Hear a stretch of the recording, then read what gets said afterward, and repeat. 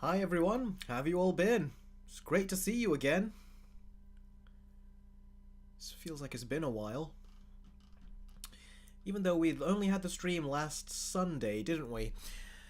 So, with that said, can you all hear me clearly? Am I coming in clear? I've got a new setup going on. I've actually got the camera there, so I'll look at you guys soon. But I got myself a brand new monitor. I got a 32-inch monitor, whereas before I was working with I think a 23 or 24-inch, which I've had for 10 years. So I've got a much bigger monitor now, so I can see the live stream, I can see the amount of you that are watching, I can monitor so much more stuff now, so yeah. Now, I also wanted to have a lot more stuff on my desk, but unfortunately, there's not as much room as here as I wanted. But we will be going through and talking about the Nintendo Switch today, because there wasn't much movie news. So I thought instead of talking about some news, I thought, why don't we talk about the Nintendo Switch, something fun? So we'll have a lot to talk about. And you know what? I might as well just switch to my gaming screen right here. So yeah. And yes, Sarah, I have got a new camera angle going here. I said we're going to talk about gaming, and Batman's Gamer kicks this off with a really nice and generous $5 super chat. But it's about movies and shows, our usual subject matter. Let's take a look, Batman's Gamer. You ask, Eric, after watching the Daredevil trailer from Marvel, I can see you're not entirely convinced. Oh, Eric, after watching the Daredevil trailer, Marvel, oh, Marvel. Let me read that again. I missed the colons here. Eric, after watching Daredevil trailer. Eric, after watching the Daredevil trailer, Marvel are like, I can see you're not entirely convinced, Eric. No, I can see you're not entirely Marvel are saying to me, I can see you are not entirely convinced. And I go, can you blame me? Yeah, no, that's very true, Batman's Gamer. It's like the amount of times they've screwed up, you can't trust them. Echo had some violence in the trailer and looked dark and cool, but then we saw the actual show, and we all remember how bad that was. So yeah, there's a lot of nonsense coming from Marvel that you can't trust them. It's like, I wish I could, but that's the reason why I don't trust them. I actually have a hard time trusting them. I hope the colors are coming in good. Is it oversaturated, or do I look good? Let me know before we actually kick off and start talking about this, and past Nintendo stuff too. I look baked. I look more clear than before. That's interesting, Joseph. Thanks for joining again, Joseph, by the way. Your room looks different. Yeah, it's the different camera angle. That's why it looks different. But what about me? I'm saying the colors. Do they look oversaturated, or do they look fine? Because I have this new monitor. My face looks a bit more oversaturated. It's the gate. Your face looks red. You look fine.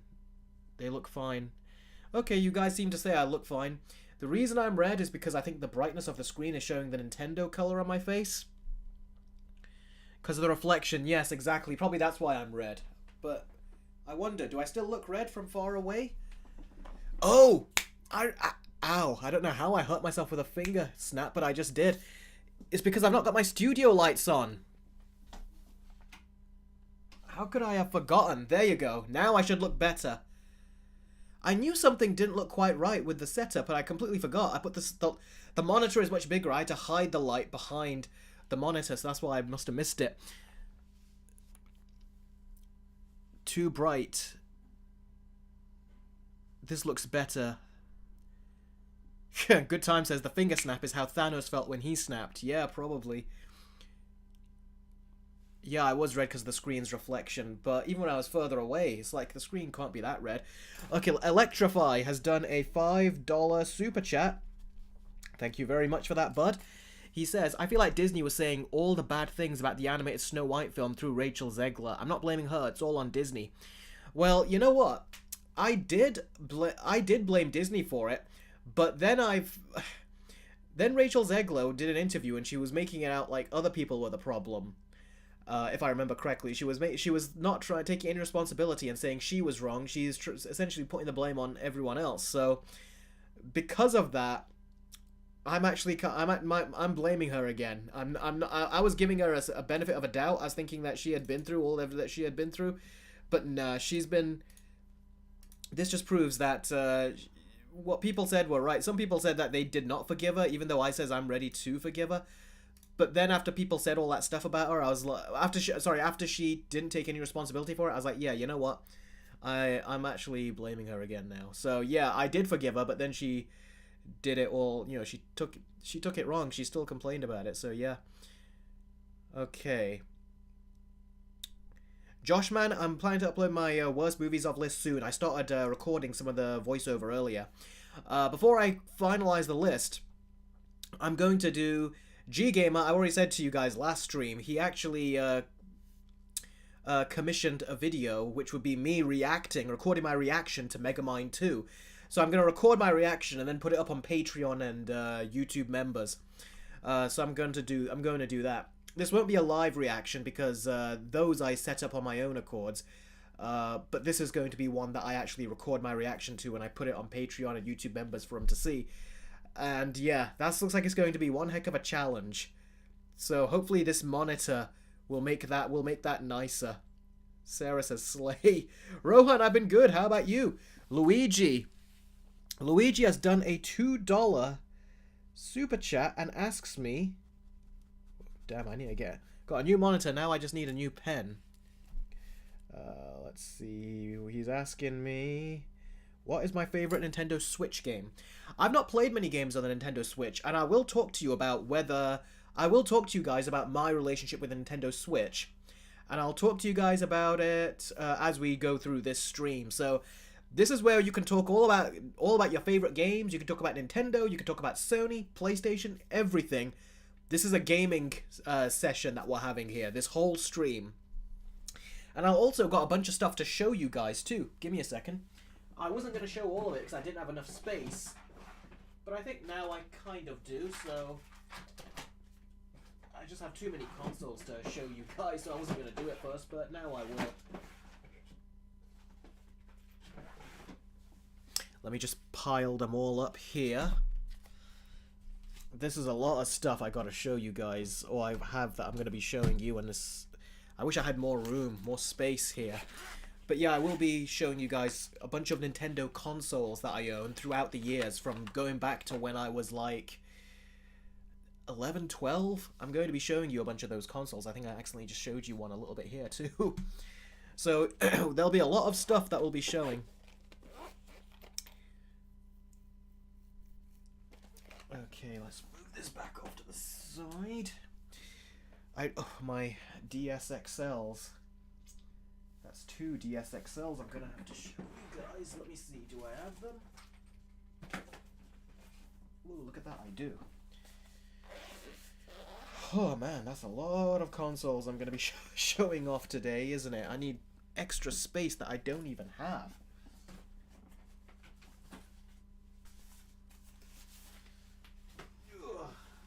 Here we go. I guess I'm just going to have to make the space. There we go. I've never had these consoles all out like this, so that's interesting. I'm not going to bring the PSPs out. We'll do that when Sony release their next console, which it looks like they are making a portable PC type thing that can play PS4 and PS5 games. But yeah, in terms of my favorite Switch game, Luigi, I'll just say it's Mario Kart 8 Deluxe. I'll just say that. And I'll talk more about it afterwards. Sarah says, Eric, you should have prepared before the stream. Tis tis. Well, I actually did. I actually bought a couple devices out, but as I was just starting the stream, I just moved one thing, and all of a sudden, some extra space opened up, even though it did not seem obvious before I started the stream. So then I was looking at that empty space, I was like, you know what, might as well fill it, so I bought a couple extra stuff out. So I did prepare. I was only going to show you a couple things. Then I thought, now, why not show you all the stuff? So, yeah. Okay.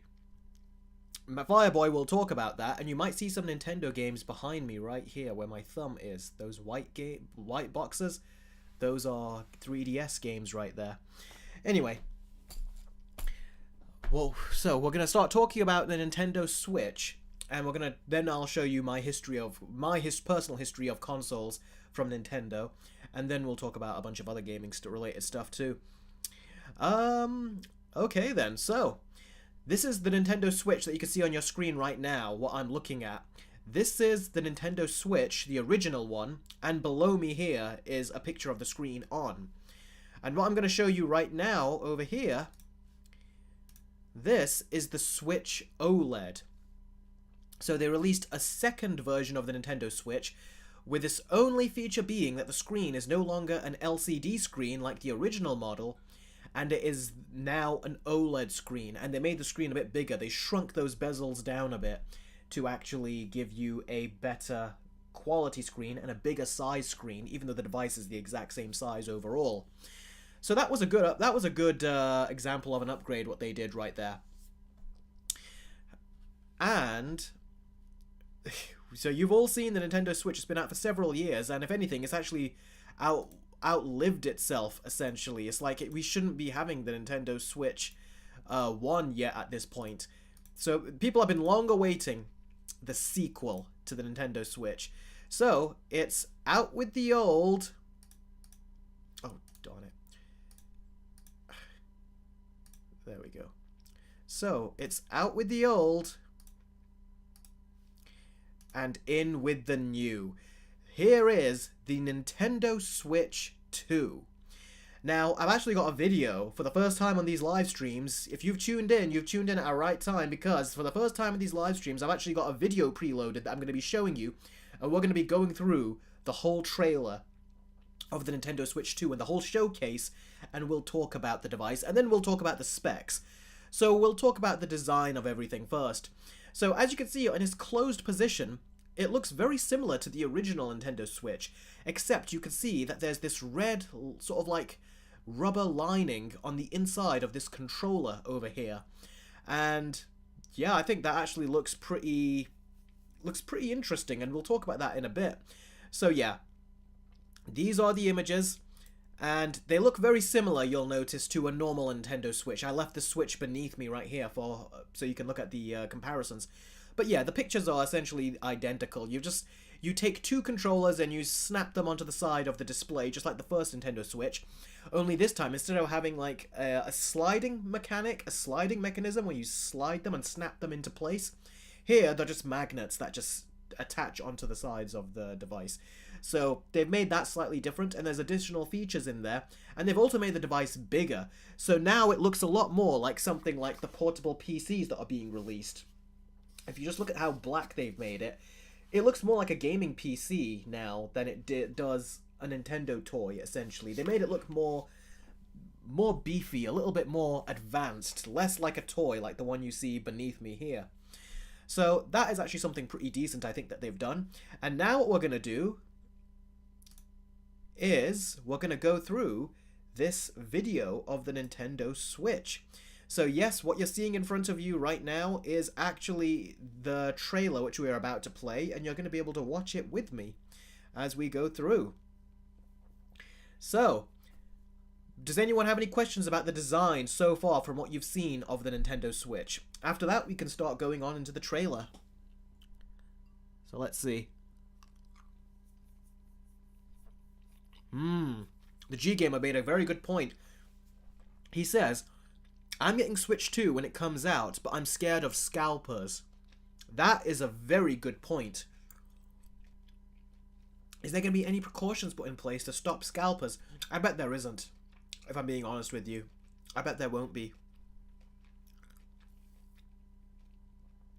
Sarah says it looks the same, which is one of the opinions a lot of people had, is they said that they expected something vastly different, but it's exactly the same device.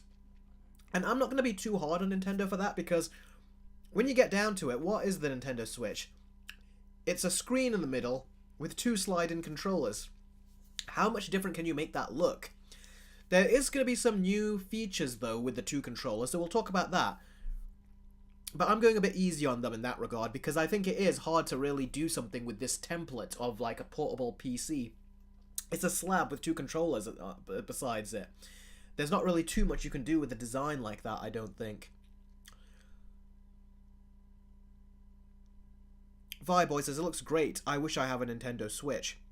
Well, I'll talk about if I have a Nintendo Switch. soon. What are scalpers? Never heard of it, says Good Times. Scalpers are people that bulk buy a brand new console. They've done this with the PlayStation 5, and I think they did this with the Xbox at the time, but especially with the PlayStation 5s. They bulk buy all of them with bots on the computer. So basically, in the time it takes for a normal person to do one purchase, a bot can do it in a millionth of the time, and it can also order the entire range. So it can order like 1,000 in the much less of a time that it would take a human to order just one.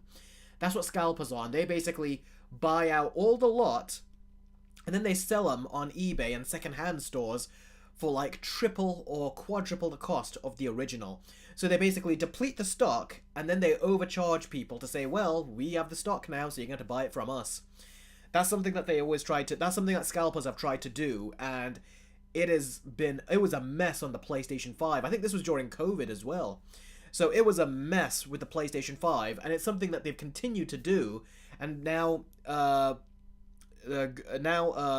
point has been made that they could very much do that again with the Nintendo Switch 2, and I bet you the scalpers will. And retailers aren't really doing anything about it. As far as they're concerned, they've got their money, and that's it. So yeah, it's a shame. Joshman says, it's very important to avoid scalpers. It's very important to get the console that is originally priced. Exactly. So with me, I'm never in a rush. I'm never in a rush like other people are, to where I would just buy the console and then just buy it at triple the price. There are a lot of people that do that kind of thing. So yeah. Now, what we're going to do is we're going to go through the trailer. And as always, if you have any questions, I'll answer them after I've gone through it. But if you want to ask your question about anything immediately, then all you gotta do is donate through using the super chat or through Streamlabs chat, which I've pinned in the comments section. Sorry, I've not pinned in the comments section. I've pinned in the chat, and I've got in the video description. And if you donate that way through Streamlabs chat, your name will actually pop up on the screen on this side over here, and you'll get a nice animation and everything. So, everyone ready? Okay, cool. So, let's get started with this trailer. And you know what, I'll put the sound on a bit. And we'll go over we'll watch the whole trailer once, and then we'll go over it afterwards with a fine-tooth comb.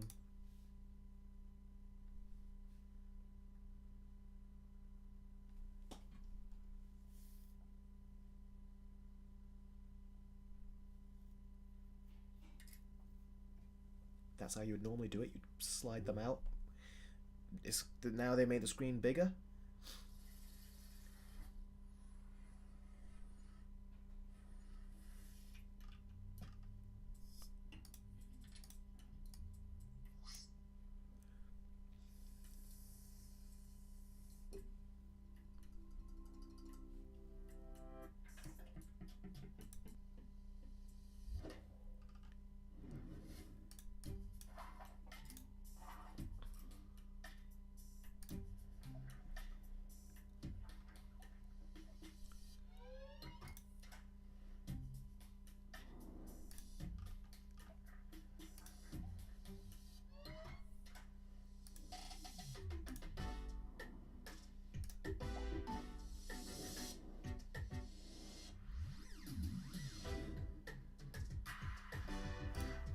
Are you guys saying you can't hear anything?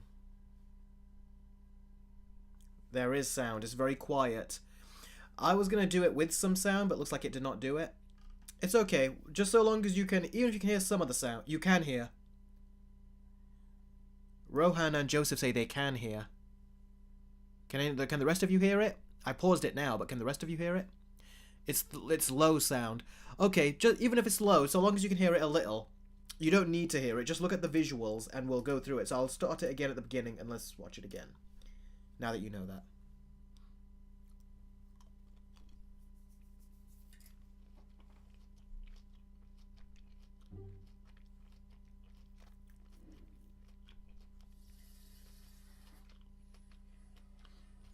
It's more rounded rather than being squared edges. Buttons, a bunch of fan intakes.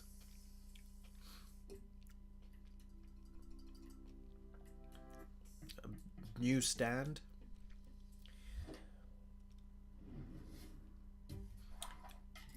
They've increased the size of the controllers a bit now, so they're not as kiddie with the as they were the first time. Got, looks like rubber pads there. And they've given them some color coordination, but rather on the outside, they're on the inside of the console now. Or inside of the controllers now.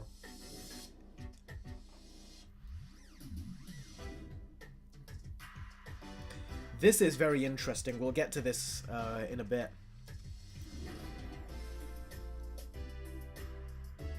Look at that. That actually... Look at that. I just snapped them in. No sliding no more. That clap sound has got to be... That sound is going to be the new Nintendo Switch sound we most likely hear. Like how you hear the clicks. First time I saw this, I was laughing. I was like, oh, I thought, oh, it's over. And then it just continued. That sound that you hear, that's going to be the new sound. Do you know how with the Nintendo Switch adverts, we always hear that click when they go into the controllers? Now it's actually going to be a clap sound, like that snap sound. That's going to be the new sound for the Nintendo Switch 2. So let's take a look at the rest of this.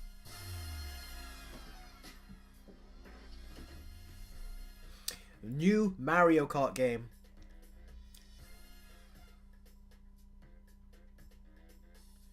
And you do have the dock as usual.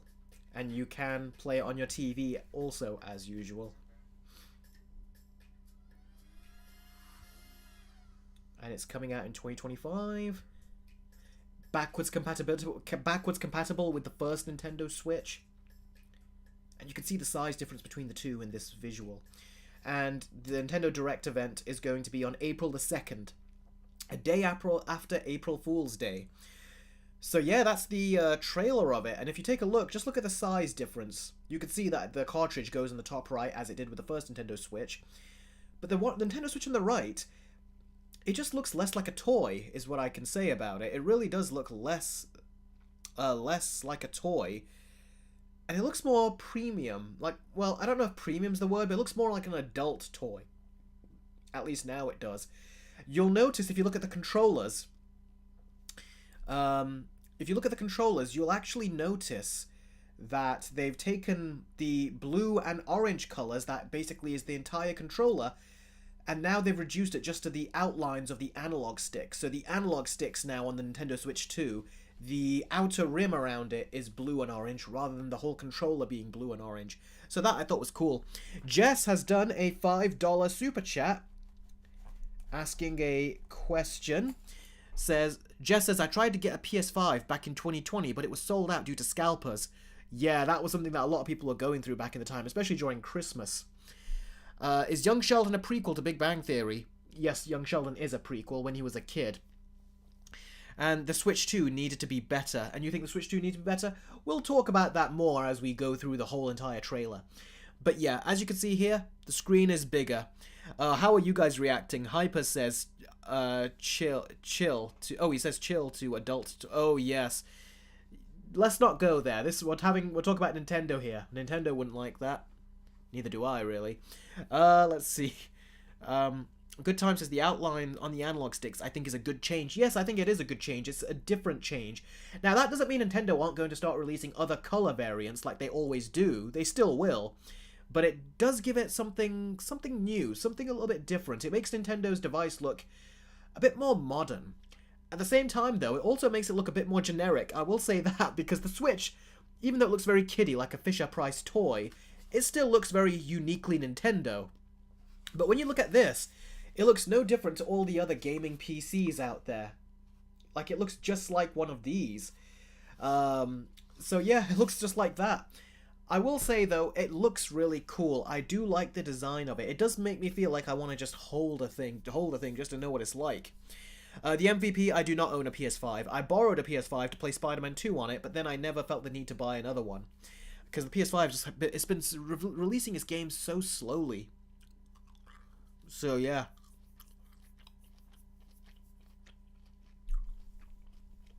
And you can see they've made the size go bigger. Quite substantially bigger. So, we'll talk about the screen size. And we'll talk about the resolution as well. But let's, like I said, before we talk about the specs, let's actually go through this trailer again. I'm going to mute it now. Okay, so here we go. Bigger screen. And you can see, instead of being a sharp edge, it's now softened. It's like they've sandpapered the whole thing, so now it's much more soft in its design. And you can see here, you've got looks like a USB-C connector. Got your volume buttons. Here's the USB-C connector. You got your volume buttons. Well, here's your power and your volume. And then you've got another USB-C port, so that means you could probably charge it through the USB-C in the top or the bottom. So say if you're playing a game on your Nintendo Switch, and say you got to charge it from the top. But let's say you're in a position where charging in the top is inconvenient. Well, now you can charge at the bottom if you so want. So that's a good design choice to give you two options. And I think this will also be very beneficial for the Nintendo Switch when you're docking it as well. So you'll be able to dock it at one point, and then you'll be able to connect another peripheral to the top. So I think that is very good that they've given it two USB-C ports. In the modern day, I think a lot more technology needs to have more than just the one USB-C port. So that's good they've included that. And also, look, they've also got a headphone jack. So you guys know what that means. It means we still got the headphone jack here. That they've not done away with it. There it is. So yeah, that's really good. Let's take a look at what else. Now you can see here we've got a brand new stand. It still looks quite flimsy, like it could break easily. I don't know why Nintendo have such crappy stands when it comes to the Switch. The Switch OLED had a better stand, but still, you expect better. And you can also see all the ventilation. If you take a look right over here, where I've got my mouse, you've got ventilation over here. And I think this is going to, because this is going to be considerably more powerful than the original Switch, it needs all of that, as much ventilation as it can. And then you've got the controllers, and as you can see, they're a bit bigger from what we just saw there. That makes it good because you can also play the Nintendo Switch sideways by taking one controller and then doing this. But it's very small for people with moderately large hands. So to actually up the size of the controller is very good. So when you play on it, it'll be more bearable this time. And we've got a £1.70 donation from Streamlabs from Josh Is Not Funny. Like I said, if you guys donate through Streamlabs, you'll get your name pop up over there with a nifty animation. And the higher you donate, the more the different animations will pop up, and you'll get a better, cooler message in there from me to you guys. So, it's Josh Is Not Funny says, do you have a Nintendo Switch 1? No, I do not. 2, if so, what's your favorite game on it? Also, have you played GTA before? My favorite game on it is probably Mario Kart 8 Deluxe. And have I played GTA before? Yes, I have. I played it on the PSP, the Nintendo DS, and I also played some on the PlayStation 4. And okay, and my name, and he says also my name is pronounced Josiah Is Not Funny. Just because you have mispronounced it before, no offense. None taken. I think I should be saying to you, no offense. It always looked like Josh. Oh, Josiah. There, I see the IH. The IAH. I think I've just always seen the Josh Is Not Funny for. I don't know why.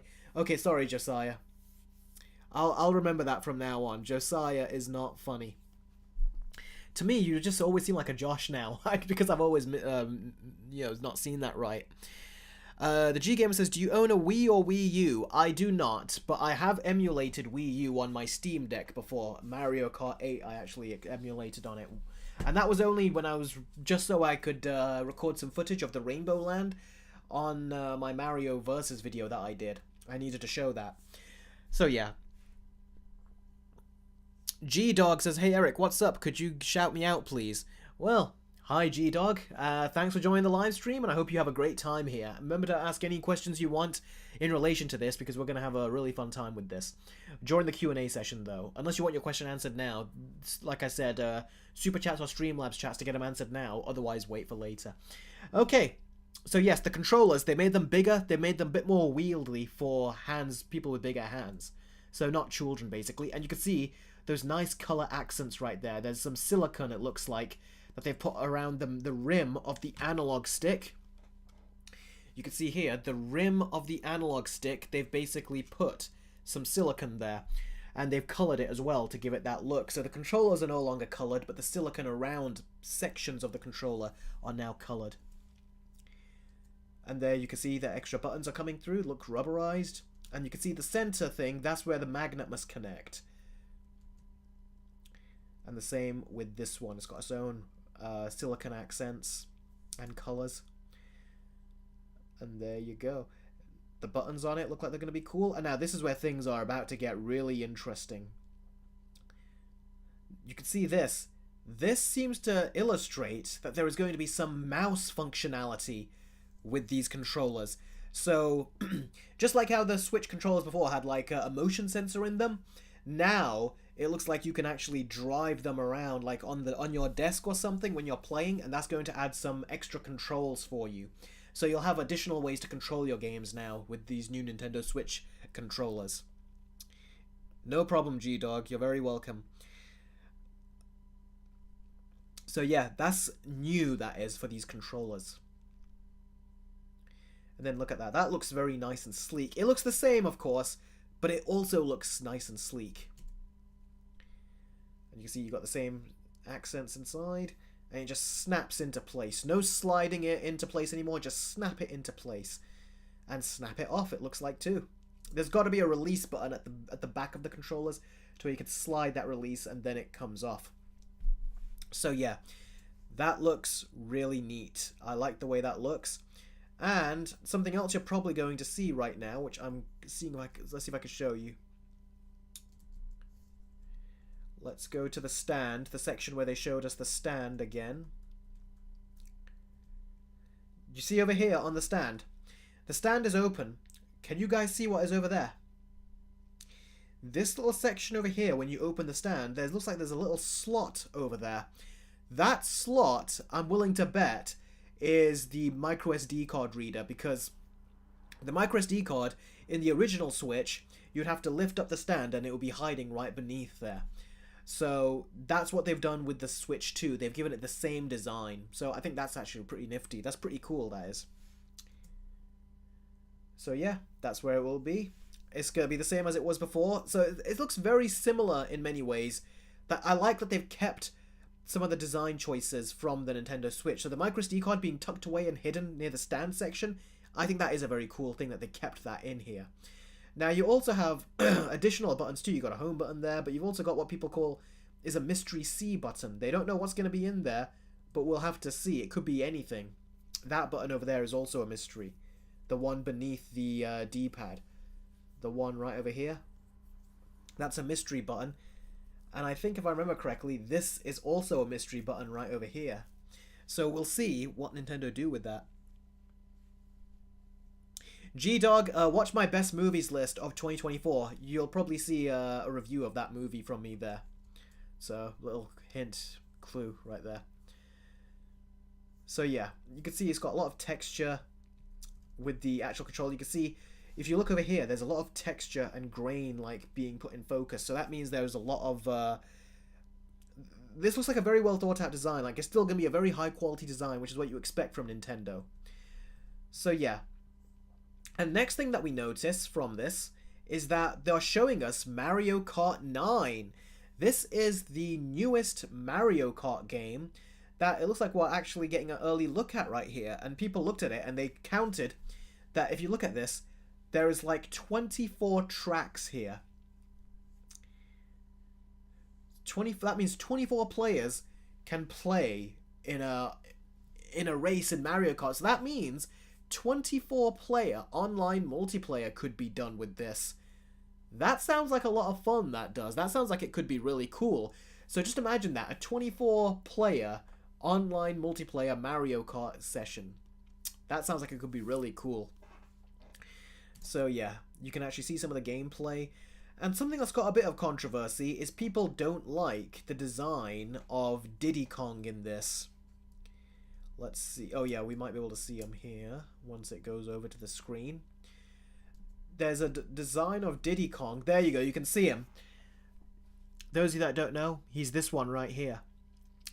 Now, Diddy Kong, you guys all know him. He's a Nintendo character, and he was also in the new Super Mario Brothers movie where Seth Rogen voiced him. And I thought the character of Diddy Kong was really funny in that.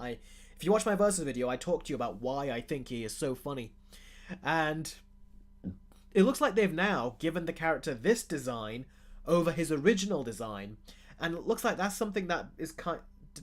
Did I say Diddy Kong? Oh, I'm so sorry. I meant Donkey Kong. Why did I say Diddy Kong?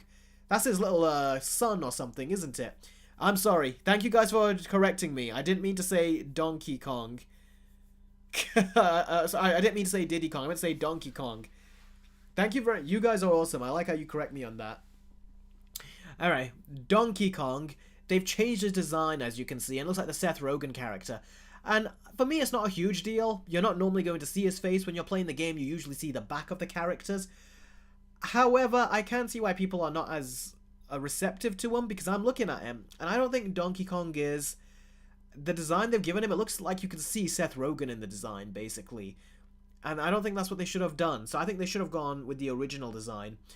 But that said, it's not a deal breaker for me, but I can imagine and understand if it's something that really bothers others. But for me, it's not bad. So...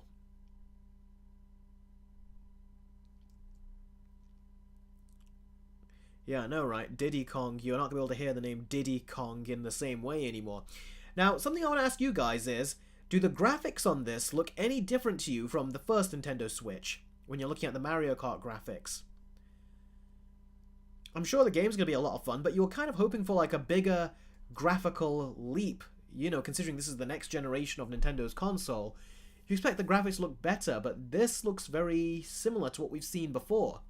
So maybe they got some surprises, but this looks very similar in terms of graphics. AS Hyper says it looks more cartoony. Campo says the characters in Mario Kart 9 look kind of like the Mario Wonder designs. Yeah, they have got a very... They do look like they've changed them up a little bit. It's still very familiar, but it looks like they still have changed it up a bit. And I'm looking at the Switch in general, at the Nintendo Switch 2. It looks good, but it does look very similar, doesn't it? And there are a lot of households that have multiple Nintendo Switch consoles. So for them to want to switch it out for... No pun intended. Switch it out for a Nintendo Switch, that will probably be an interesting thing. It's like, would they want to do that? But yeah. The G-Gamer says, to be fair, Nintendo, unlike Sony and Microsoft, don't focus on graphics that much. Yes, they don't. Well, they did. But that was on the... I think the GameCube was the last time they were competing with graphics with Nintendo and Microsoft. They then kind of moved on and says, alright, we're going to just be doing our own thing. And Nintendo Wii, the graphics were basically the same as they were in the GameCube. They were not that much better, just a little bit better, but not by much. And then after that we got the Wii U, which was supposed to be PS3 360 graphics. Then we had the Switch, which was basically PS3 360 graphics. But if anything, I felt like it was less powerful than the Wii U in terms of graphical capabilities the Switch was. Or it was about the same. So, yeah, that's quite interesting. So I know Nintendo are not going to go all big on terms of the graphical capabilities, but something that we actually heard is that in terms of graphical capabilities, is that Nintendo were going to try to make sure that this had PS4 level graphics, basically. And I don't know, I'm looking at this. Does this look like a PS4 level graphics? In terms of Mario, that's what the rumors are and the leaks are saying now from people that are looking into the graphical capabilities, and the fact that it doesn't have 4 gigs of 6 gigs of RAM. I think it has like 12 gigs. We'll look at the specs soon, shortly. But I don't know. What do you guys think? Does this look like PS4 level graphics to you? It looks like what the Switch normally gives. It doesn't look like it's anything different. Who's spamming as Keegan Michael Key? Yeah, no more of that, please. We're talking about this right here. The G-Gamer says, could you imagine a Mario game in 4K graphics? Lol. Yeah, that'll probably take forever. Or, if you emulate some of the Mario games, you can upscale it to 4K, so technically it can be done. Spirit Hero says, it looks nice, but not groundbreaking. Compa says, it looks pretty good. Electrify says not really. He can't see this as a PS4 looking Mario game. And that is a shame. You expect a new generation console to kind of knock your socks off with like a certain launch title or something. But I don't see anything in here. We'll have to see what launch titles they have. I'm sure they'll have a Zelda game and stuff. But you kind of expect them, you know, to have something that will visually have a showcase that will really surprise you. But I think they're really trying to just get you excited for the next Mario Kart, I think, with this. So the graphics, they might be a little bit better, but not by much, I don't think, from what I can see. Electrify says, I've seen PS4 games that look better than what the Switch 2 has to offer. Yeah. G-Dog says it looks the same as the first Switch. Yeah, it does look the same, doesn't it? Spirit Hero says, the best video game graphics I've seen has to be Batman the Arkham Knight. Yeah, Arkham Knight's graphics are amazingly ahead of its time, because it looked amazing back then, but to this day, it looks better than it looks better than most modern games do today. So yeah, Arkham Knight is an amazing looking game, and the fact you can play it on, again, a Steam Deck is amazing. Don't play it on the Switch, though. If you've seen it on the Nintendo Switch, Batman Arkham Knight is a mess. Like, it is just so atrocious. It really is. So, Compa Jerry says, I think in terms of graphics, there's not much that can surprise people nowadays. It's the game that excites me. I agree. Xbox Series X in the corner might be dying, says the G Gamer. Microsoft, I think they know they're dying, because they said they're trying to make exclusive games, and then they said we're going to make them available on the PlayStation, and they're even thinking of making it available on the Nintendo Switch. So I think that means that Microsoft is basically going to be like what a lot of other companies were like, where they gave up and they became a third-party video game distributor instead of becoming, like, you know, rather than becoming like a dominant like console manufacturer. They're not going to be doing that no more. They've lost, basically. Goat, there will be a Q&A, don't worry about that. So yeah, now let's go through some of the specs now. And what I'm going to do... But yeah, we've seen pretty much everything I'm looking through. There's nothing else really to say, because we're only getting the angles they show us. And I will say that this Nintendo Switch 2 was leaked by everyone. Like, everyone out there was leaking this thing, and Nintendo apparently got pissed, and they released this, I think, maybe earlier than they wanted to. But they did it because there were a bunch of leaks as to what this thing looked like. And yeah, all the leaks, it turns out, they were right. It's why Nintendo were trying to get on top of this and just get rid of and stop the leaks. It is interesting, though, to look at this screen. This screen seemed big back in the time, but now it seems so small, especially when compared to this, and when compared to just any screen on any device. So yeah. Alright, so what we're going to do is we're going to bring up this article here from Polygon. And this article is the Nintendo Switch 2 hardware specs we know so far. All signs point to a bigger, more powerful Switch. So what we're going to do is we're going to go through this. And let me see if there's an image of the Switch that I can just leave here. Yeah, I think that'll do. You've got the Switch here and we can talk about it here. Alright then. So, we'll go through this article and we'll read off some of the specs that is going to be available for this device. And see, do you guys see now why I got the camera pointed here? Because I'm going to be seeing you as I'm looking at this second monitor of mine. Alright. Now the system size. The original base model of the Nintendo Switch is approximately 4 inches high and 9.4 inches long. So basically a 9.4 inch screen. Let's go through. Based on Nintendo's side-by-side imagery of the Switch and Switch 2, the successor is approximately 14% larger. That would mean the Switch 2's overall system size, with the Joy-Cons included, is approximately 4.5 inches high and 10.7 inches long. So you can see a size comparison here. Switch 2 will have a larger screen, reportedly an 8-inch LCD. Now, this is where Nintendo got on my nerves, and there were rumors they were going to do this for a while. Now, you guys know they released the Nintendo Switch. Then they released the Nintendo Switch OLED, where they gave it a much better screen. And OLED is where all devices are moving now. Our smart... Where is it? Here. Our smartphones now have OLED screens. Not only our smartphones, but our consoles are now having them. This is the Steam Deck OLED. And a lot of... I think all the Steam Decks going forward now are going to have OLED screens on them. And then you have a bunch of other devices that are bringing in OLEDs, and everyone's trying to go OLED. Heck, the new monitor I got is OLED. So everyone is moving up to OLED now. Even Nintendo moved to OLED with the Nintendo Switch OLED. But apparently with this Nintendo Switch 2, the screen is actually going to take a back step, and is actually going to go from the OLED to an LCD. An LCD is nothing compared to an OLED screen, but Nintendo are going to release it as an LCD, and then they're going to, a few years later, release the Nintendo Switch 2 OLED edition. I think that is sneaky, because they just want to try to milk some more money out of you by making another model. And this is a gross way to do it. I don't think this is good, what they've done here. So I think that's bad.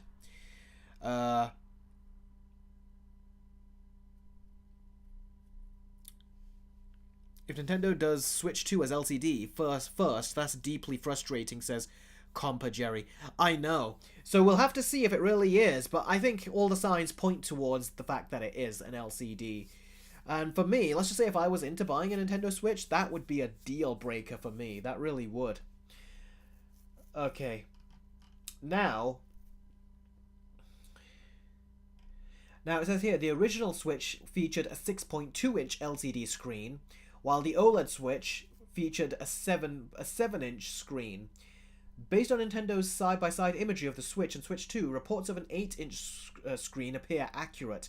Our own measurements put it at slightly smaller at approximately 7.8 inches, a minor difference with room for error, but expect the Switch 2 screen to be about... It says expect the Switch 2 screen to be about 25% bigger than the original Switch, so there you go.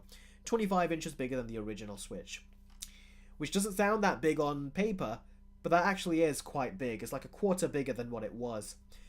So, now the CPU and GPU. The Switch 2... Now, the Switch 1 was powered by a processor that was old, even at the time. It was a mobile phone processor that they used in that Switch. And if I remember, it was even old when Nintendo were using it. So it was like and it was also quite a memory hog as well. It was actually quite intensive on the battery. And Switches were only having like 2.5 hour battery lives. So they were having really terrible batteries when playing games like Zelda at launch. They got better as it went. Nintendo then sorted out the battery problem, and you could get about 4 hours of gameplay, but it wasn't good at the beginning. You were getting much less battery.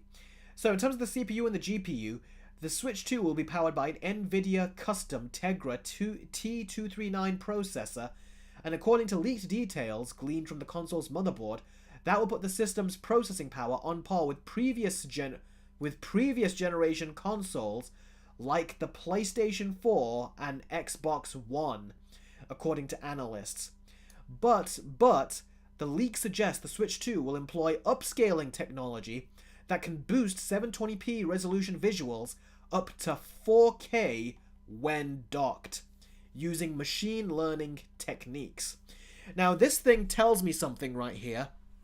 This tells me, we'll get to the processor in a minute, but they actually gave us a little bit of information on what I think is going to be the resolution of the LCD screen. So the resolution is just going to be 720p. That is what I think the Switch right now has, a 720p screen. And that means it's not going to be getting any better. It's going to be staying at 720p. And you expect them to at least up it, because remember, this Switch is going to be the only Switch you're going to have for the next several years. So whatever Nintendo do here, they can't with the next Switch say, okay, now we're going to boost it to 1080p. It doesn't work that way, because the games are all going to be designed for this resolution. And for them to just give you a 720p resolution screen and an LCD 720p resolution screen in 2025 is laughable. Especially because the Steam Deck I got here is 800p. That's because of 16:10 aspect ratio. It's got an 800p display. But when they release the next Steam Deck, we know it's going to be maybe a 1080p screen or something. And already there are other devices that are kind of jumping the gun and trying to go to like 1600p and stuff like that, and 1400p and all that kind of stuff. So already that's going quite high. Those are going overly high than they need to. But I would say 1080p should be what they should put it at. But no, they're just doing it at 720p. So that's what this tells me, that the screen resolution is going to be 720p. But it is interesting that they're going to use AI to like really up the visuals from 720p to 4K when docked, that is.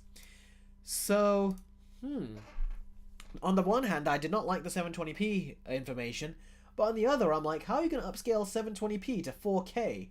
I mean, I can understand doing 1080p to 4K, but 720p, that needs, like, that means you need even more. That means you need basically even to do even better upscaling than what we currently do, because there are already techniques out there to upscale from 1080p to 4K, but there are not real techniques to upscale 720 to 4K. That's considered, I think, too little to upscale from. So that's bizarre.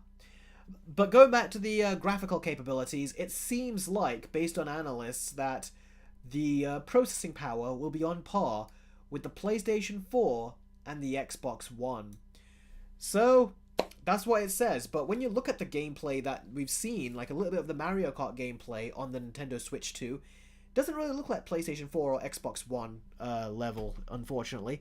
Plus, the Steam Deck I have right here is on like a PlayStation 4 Pro level in terms of graphical capabilities, PS4 to PS4 Pro. And they're trying to say that the Steam Deck, that the Nintendo Switch 2 is going to be more powerful than this. This has like a dedicated fan on the inside, whereas the Switch, I don't think it would have a dedicated fan, but it would have some kind of cooling in there. The fan would probably not be that loud. I'm assuming it's a smaller fan because they don't want those devices to be that kind of computer processing. Like, they want it to be a seamless experience. They don't want you to hear a big fan. Portable PCs like this, though, are different. You can hear a big fan, and we're not going to have as big a deal with it. But they've found very good ways to reduce the sound level of the fan. But yeah, I will say I'm interested. That's intriguing if they can actually accomplish that statistic that we see right there. PlayStation 4 to Xbox One. Be very fascinating if they could actually do that. What do you guys think? Do you guys think that Nintendo will reach that, or do you think that's just an overestimation? Sounds like an overestimation to me, unless it can go that powerful, but Nintendo just won't make it go that powerful.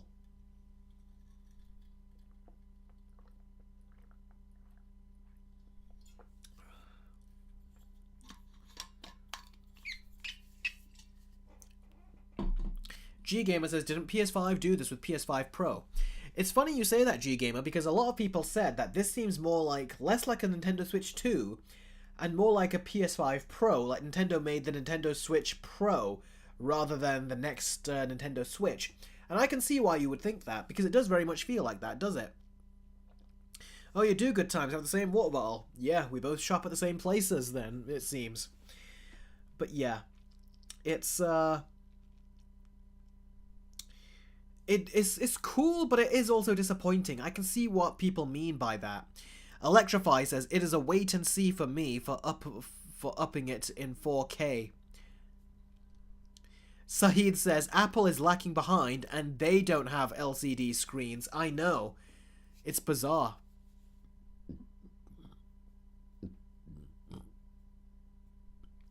Fireboy says, do you think Nintendo Switch 2 will be overpriced? I think it will, because Nintendo, just like Apple have Apple tax, Nintendo have Nintendo tax. And I think for the same price you pay for a Nintendo Switch 2, you can pay a similar price and get a Steam Deck, which is more powerful. And I bet you the Steam Deck still will be more powerful than this. Also, it's interesting, but the Steam Deck can actually play Nintendo Switch games, so you can actually emulate them on it. For me, there are no games I really want to play on the Switch, so I don't do that. But you actually can. The G-Gamer says, only OGs remember when Eric used to review electronics. I know, I used to review smartphones back in the day when I was being a tech journalist. So yeah. But I switched to movies. And games as well. I tried to do a 3-minute reviews show. The OGs would remember that as well. I reviewed a lot of 3-minute of Nintendo 3DS games on that show. And PS Vita games too. Compa Jerry says, I mean, Nintendo has always been pretty decent with pricing. I would imagine it would cost something like $400. Yeah, but thing is, I always thought they're not as good with pricing because, remember, Nintendo are always saving money everywhere they can. First of all, they're not giving you an OLED screen. They're giving you an older LCD screen. That's a cost-saving measure right there. Also, the processor inside here, as high as these statistics claim, they are very likely not going to be that powerful. Nintendo are saving costs here as well because they don't tend to make their consoles that powerful anymore. Post GameCube, Nintendo GameCube, they've not really paid attention to making game consoles powerful. They're usually quite underpowered. So this is most definitely underpowered, and they're saving money from the processor as well. So you take that into account, and then you compare it to the cost of their games, which the cost of Nintendo exclusive games never usually go down. They always stay at full price. When you take that all into account, then you take into account what, say, Valve are doing, or you offset that with the price of, say, a PlayStation 5, or maybe even an Xbox, or certain gaming PCs, I feel like the value is not there as much. I think the pricing is still higher than what Nintendo are probably making you think. They might make you think, oh, it's a decent price, but I bet you they can actually go lower with that price, but they're not.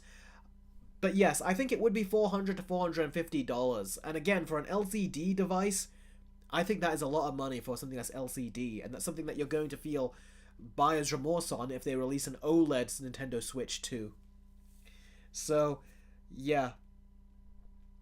Electrify says, do you recommend the Steam Deck over the Nintendo Switch? I'm thinking about moving over to the Steam Deck. It depends. You gotta think, what games do you want to play? For me, I always wanted to play AAA games on a handheld when I was a kid. And at the time, when I was a kid, the Nintendo DS was basically, the DS Lite was the go-to console. And then we also had the Sony PSP. The PSP was like the closest you could get to console gaming on a handheld. But now we have the Steam Deck. So for me, I'll explain to you now then my history and what I think of the Nintendo Switch. Now, my first ever console was the Nintendo DS Lite. This was my first ever console, and I loved the thing. This introduced me to a whole world of video games. This is the console that young Eric used to play, and then his siblings got one for themselves, each of them. And we all used to do multiplayer with Mario Kart and Call of Duty and many games. This was my go-to console, and it has the stylus in it as well and everything. So, yeah, this was my go-to console. I loved this thing, and I still love it now. So many memories, and I get so much nostalgia. In fact, me and my brothers and sisters are going to play some Mario Kart DS again soon because my sister has come over to visit. And then after the Nintendo DS, I got the PSP, as you all know, which was like the only way you could play proper console gaming on a handheld at the time. And then when that was done, and those consoles had reached their end, the next console that I got was the Nintendo 3DS. As you can see here, it looks very similar to the Nintendo DS, and the DS line, I loved them, I really did. And the 3DS, I really did love this system too. It gave it an analog stick, it got better graphics on it as well, graphics that were more on the level of the PSP this time. And it was also a great console. And then I got the PS Vita as well. I've actually got an unboxing of the PS Vita on my channel when I actually bought the PS Vita all those years ago. And I think I have an unboxing of this as well, or a review of this from the time. So yes, that was my consoles. It was the DS Lite, it was then the PSP, and then the 3DS, and then it was the PS Vita. I don't know why I forgot that, but then it was the PS Vita. And then I got the 3DS XL. I got a couple unboxings of the 3DS XL, which is basically a much bigger version of... If I open this up here. A much bigger version of the 3DS. Look at how much bigger this 3DS XL is. You can just see how humongous it is in comparison. So those were the Nintendo consoles I had. And I loved this whole generation of consoles. I tried to get every one. And then I got myself a PS4, which I've also got an unboxing of on my channel when I was a kid. It was the first big console I bought. And I was playing console gaming. And then I was thinking, you know what? It would be fun if we could still have another PlayStation, because the PS Vita was a flop. It didn't work for Sony. But I wanted them to release another. I loved the competing handhelds of Nintendo versus Sony. But Sony got scared away after the failure of the PS Vita, so they didn't do another one. But Nintendo came out with the Nintendo Switch, which you see right there. Now, at first I was like, oh, that's cool. The fact that you got, like, console gaming on a handheld from Nintendo for once, that's new. They don't normally do that. But then you heard rumors of PS3 games. It's about as powerful as a PS3. And I was like, portable PS3? That's amazing. I would love to get a portable PS3. But then I was like, let's look at the games. And when I looked at the games, there were a lot of Nintendo exclusives. But I still haven't finished playing the 3DS Nintendo exclusives. You can see the 3DS exclusives are right here. I still have not finished playing those yet. And I still have to buy a couple of 3DS exclusives for the 3DS that I want to play. So I was like, I don't need to play no more Mario games or anything because I've already got them.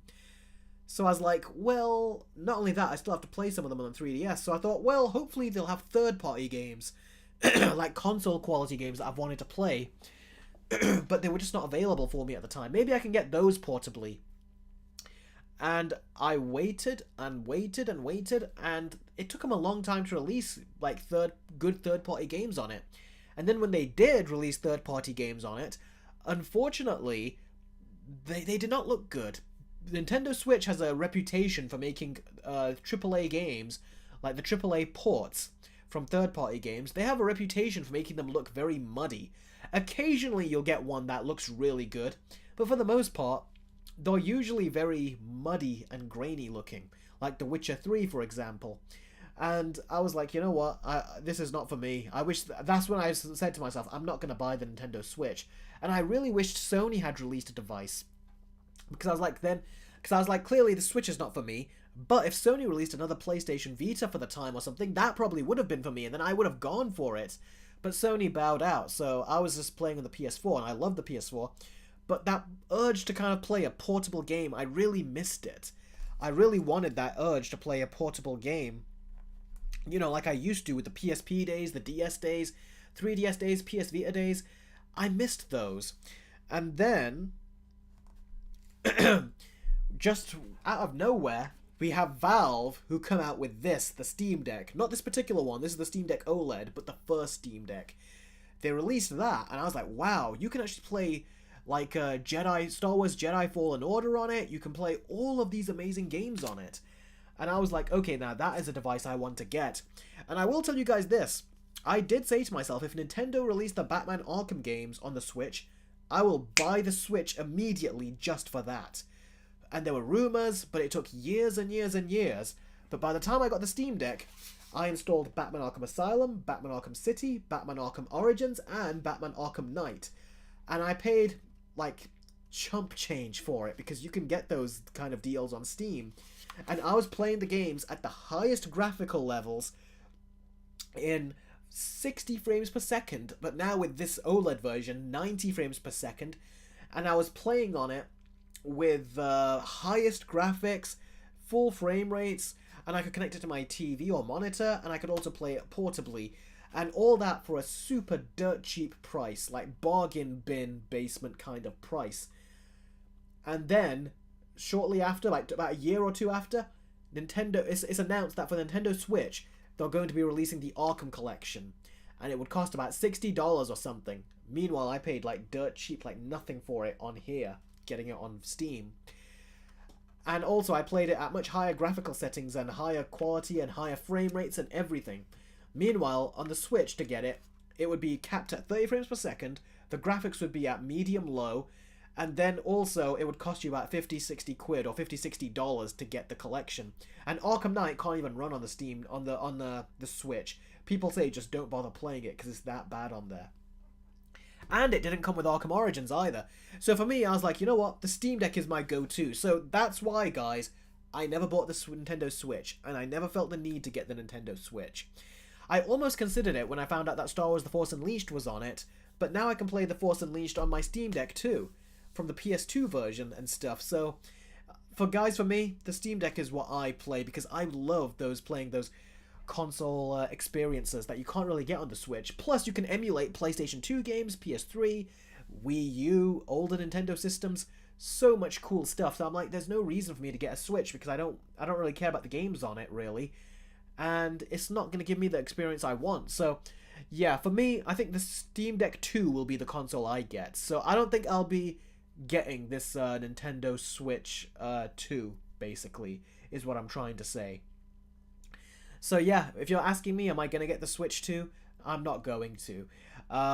If you guys want me to cover it, it's an expensive endeavor, so maybe I don't know, will I have to do... People on YouTube have done a thing where they say, let's try to do this, but I don't know. It's, we'll have to see. We'll get closer to the time, we'll think about that. But yeah, basically, I'm not going to get the Switch, because the games I want to play, they're all on the Steam store, and I can play all of them on the Steam Deck. And there's too many games to play that I've not had time to play them either. So for me, I'm good where I am. If you guys want to continue playing on the Switch, that's perfectly fine and understandable. It makes sense if you're really into those first-party Nintendo games. But if you're not like me, you feel like you've played them all, or you still have to play more of them on, say, you know, the 3DS, which I still want to play some Mario games on, then it's like, okay, I'm good. I don't need to get them on the other Nintendo console, because I still haven't finished them on this console. So yeah. Now, there's a couple of super chats that have come in. A £2 super chat from the Time Shadow, who says, I'm a PS2 boy myself. Yes, even now, I'm old school. I always wanted a PS2 when I was a kid, but I never got one. But now I can emulate the PS2 games on the Steam Deck, so that's cool. Kevin has done a $5 super chat. He says, if an interviewer asks Will Smith, you're friends with Osmosis Jones, who's that? A character that Chris will... Oh, a character that Chris will he storm out and say to himself, Don't y'all remember what happened at the Oscars? Yeah, Osmosis Jones is the character that Chris Rock voiced, didn't he? I thought he voiced him in the cartoon animated show that I used to watch as a kid, but it turns out he didn't. It was someone else that sounded like him. So that was cool. So yeah. And Jess has donated $2. Thank you, Jess, for the donation. Jess says, I'm a PlayStation fan in 2013. Xbox lost over Sony. It's good. Yeah, because they tried to scam everyone. They were going against their consumer rights and everything and trying to say you can't buy used games or sell your games and stuff like that. It was ridiculous. And now they're pretty much dead in the water because of it. So yeah, Zilla Universe says, I don't need to switch to a Steam Deck since I am fine with Nintendo Switch. Very good. I have mainly Nintendo Switch. I have mainly because I like their first-party games, and it's also have physical games. That's a very good point. You still can get physical games with the Nintendo Switch too, even though Sony seem to be trying to move away from physical games, and they might do it with the PS6. In terms of physical games, yes. Give me a second.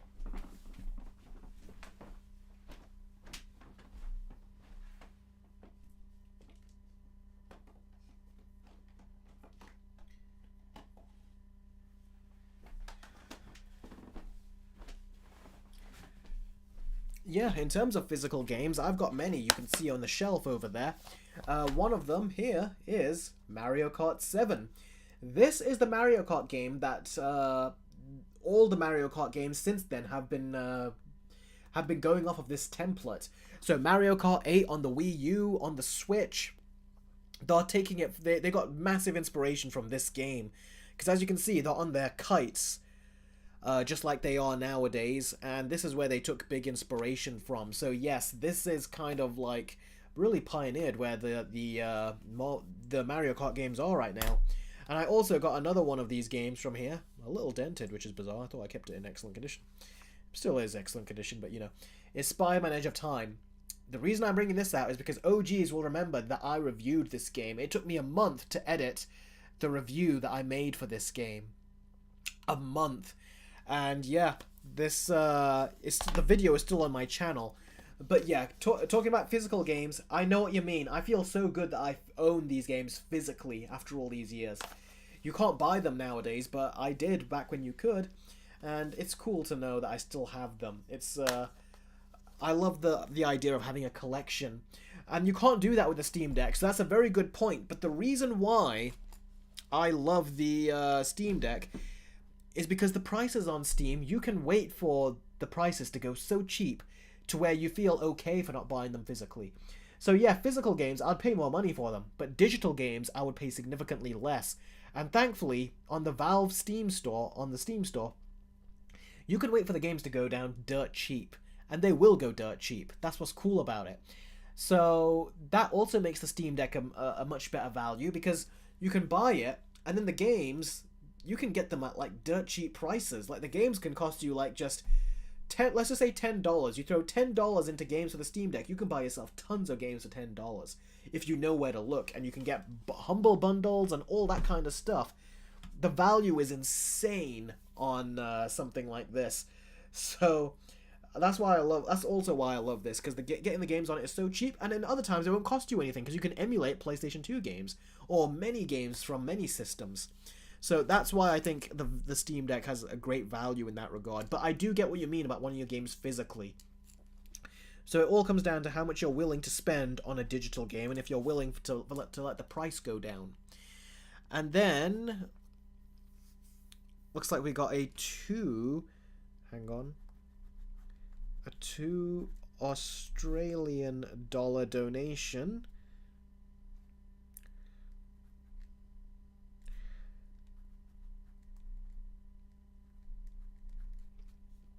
A $2 Australian dollar donation from the Fergus Review channel, who says, I can't wait for the Nintendo Switch 2 Lite. That would be funny, wouldn't it, if they call it the Switch 2 Lite? Nintendo really are weird with their names. In fact, the Wii U, they called their Wii U was failing in terms of sales because they kept calling it, they called it the Wii U, and most people didn't even know it was a new console. They thought it was just an upgrade to the Wii, essentially. So yeah, that's essentially why that didn't work out for them. Okay, let's see.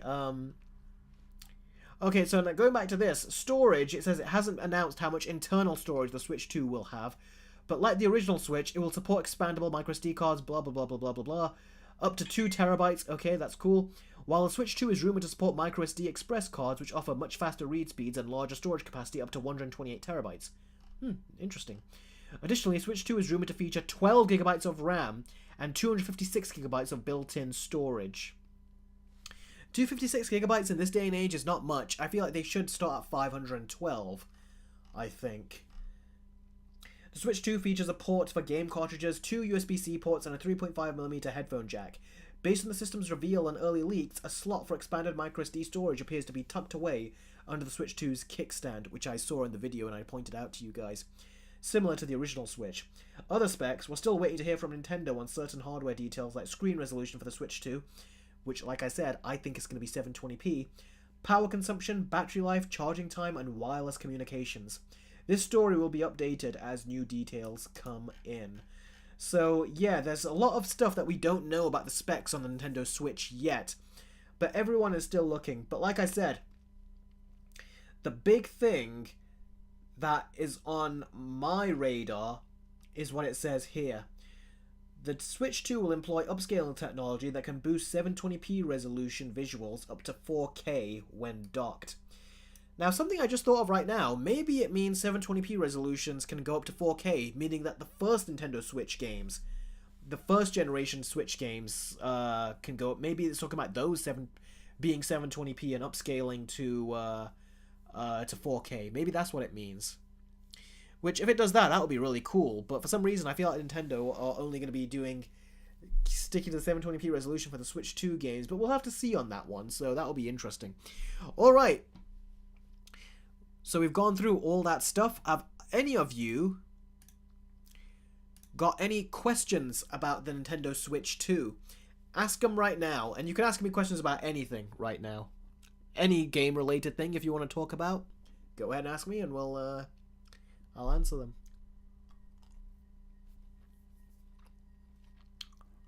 Oh, Saeed, are you leaving? We're at the Q&A. I was going to say, if there's any questions you want to ask, go ahead and ask. But if you're leaving, it was nice seeing you, buddy. Take care. Thank you for joining the stream. I hope you enjoyed this. It was a very different stream.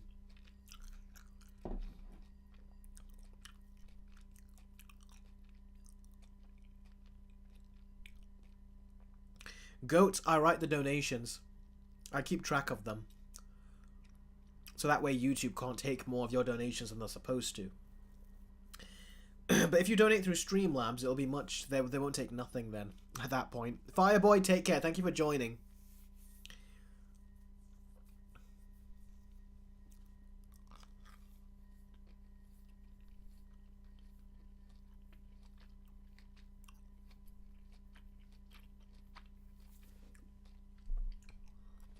Joshman says, I'll probably get the Switch too, but I want to know more information first about Nintendo's newest console. That's fair. They're gonna tell people more on April the 2nd, as the trailer said at the end.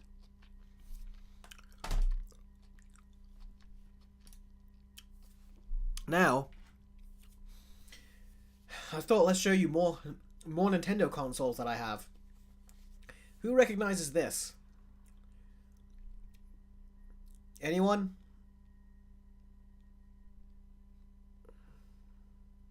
Charlton says they'll get the Switch 2 if they announce more exclusive content. The Logman said it. Game Boy Advance SP. Now, and the G Gamer said it too. So has Kevin. Good times. Now, the Game Boy Advance SP is something that, I'll tell you this, when I was a kid, I did not like the Game Boy Advance. I thought the games looked too basic on it, versus what the PSP had, versus even what the Nintendo DS had. I was like, who the heck would want this? My brothers loved a lot of the games on here, though, but what I hated about the Game Boy Advance is that it had a lot of games on it that I wish the DS would have had. So it had, like, games on it like Teen Titans, Aladdin... So many games on it that basically I wanted there to be a DS version, but there wasn't. And that really bothered me about it. It really, really did. So, yeah. I was never really a fan of the Game Boy Advance, but there were a couple games I liked on it. One was a Teenage Mutant Ninja Turtles game. The other was the TMNT movie tie-in game, which was the best on Game Boy Advance than it was on any other system. And then there was a couple of others too. But the Spider-Man games I never really liked on this system. But anyway, yeah, I bought this for nostalgic reasons because I'm kind of getting into collecting lately. So I bought this for nostalgic reasons. So I got this to collect as a way of collecting, basically. And it's got a bad screen. It's front lit, it's not backlit, and yeah, it's not a good screen. But that's why. Whoa, move that out of the way. But that's why I got this, but I also got this. This is an Anberneck RG35XX SP. Crazy code name. But this looks like a Game Boy Advance SP, but it is not.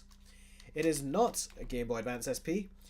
It is actually an emulation device that can play Game Boy Advance games, but it can also play like PlayStation 1 games. It can also play PSP games on it. And it can play Game Boy Advance games, DS games. It can play pretty much any game out there up till... I think up till like PlayStation 1, I think you can play pretty much any game on this. Up to PSP, basically. You can play any game on it. And yeah, that's great. It means that you basically got a Game Boy Advance form factor with something that has a much better screen, a much larger screen, and it doesn't give you the cramp that the Game Boy Advance SP did. Game Boy Advance SP is very comfortable, but it is definitely cramped when you're trying to play games on it. Meanwhile, this thing is not cramped. This thing, it stretches your fingers apart a bit more, which is what you need, and then you're able to play all your games on it, and it feels great. So that's a separate, it's not an official thing, but it's a cool thing when you're playing.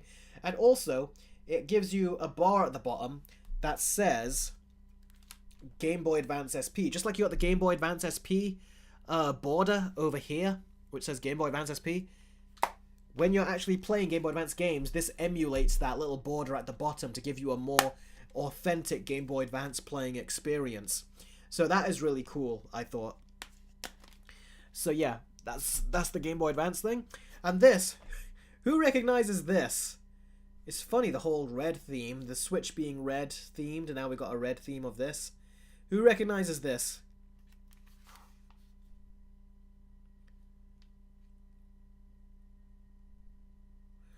Take care, Spirit Hero. Thanks for joining.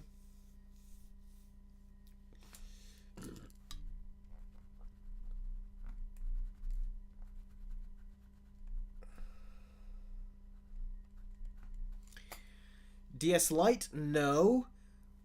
Is that the 3DS, says Charlton? No. Original DS, that's right. Joshman and G Gamer. Joshman, you do know Nintendo very well, yeah. Very quickly, the Fergus Review channel, thank you for the $5 donation, says, I don't think you understood what I meant, Eric. The Switch Lite is a version of the Switch. That is just a handheld that missing many of the features. Yeah, I know what you meant, because the Switch Lite, it was a version of the Switch that could not connect to a TV, did not have a dock, did not have detachable controls, and it had a smaller screen. I'm aware of what the Switch Lite was, I know what you meant, but I thought you were making fun of the name. The Nintendo Switch Lite 2, I thought that's what you were trying to make fun of. That's what I thought was the funny part. So I got it. Maybe I did not get what you were trying to say about it, but I did get it. Yeah, original DS. Again, I bought this for collecting reasons.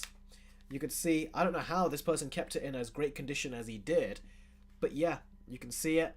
It's actually one of Nintendo's consoles. I can't believe they actually released this before they, before they got to this. Like, this is basically the same console, except one is chunkier, thicker, bigger, and the screen, even though it's backlit, is significantly worse.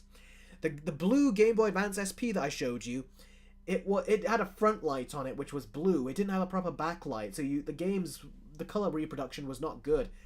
And you'd think that the color reproduction would be better on this because it's a backlit display, but it's not. You tilt it a little bit, the screen really goes off in terms of quality. So everyone went out and bought this. The DS Lite is basically a much better version of this thick, bulky, fat piece of shit. People call this the DS Fat, what they call it, with a PH.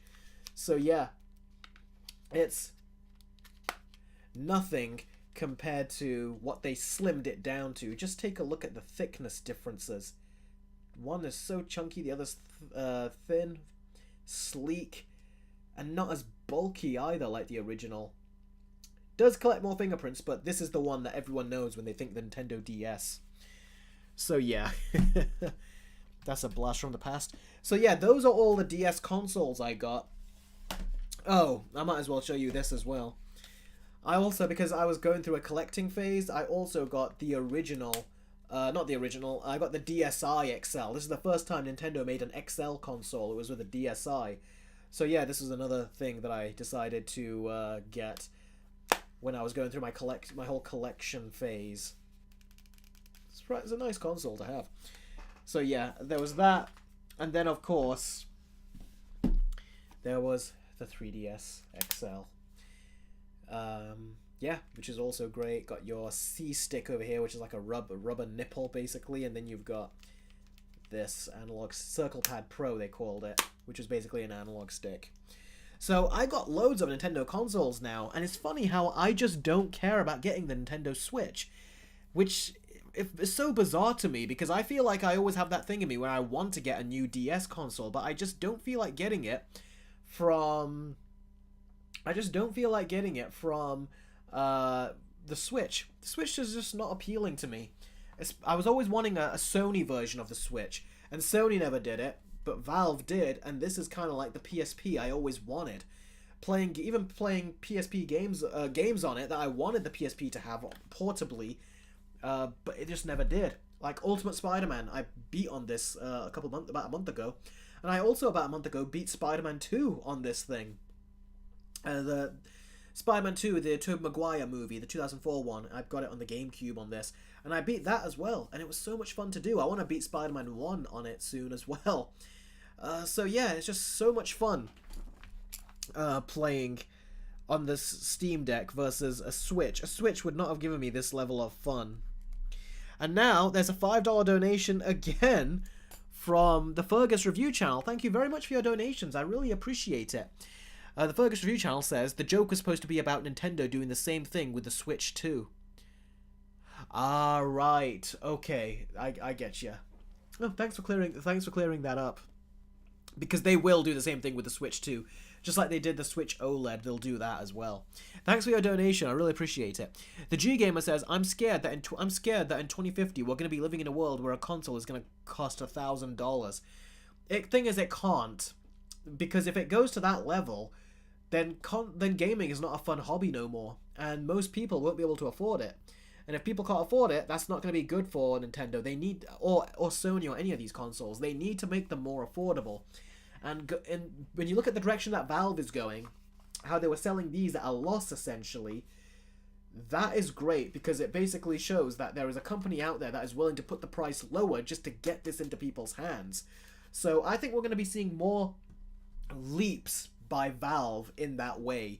There's rumors they're trying to make a console that can compete with like the PlayStation 5 and such.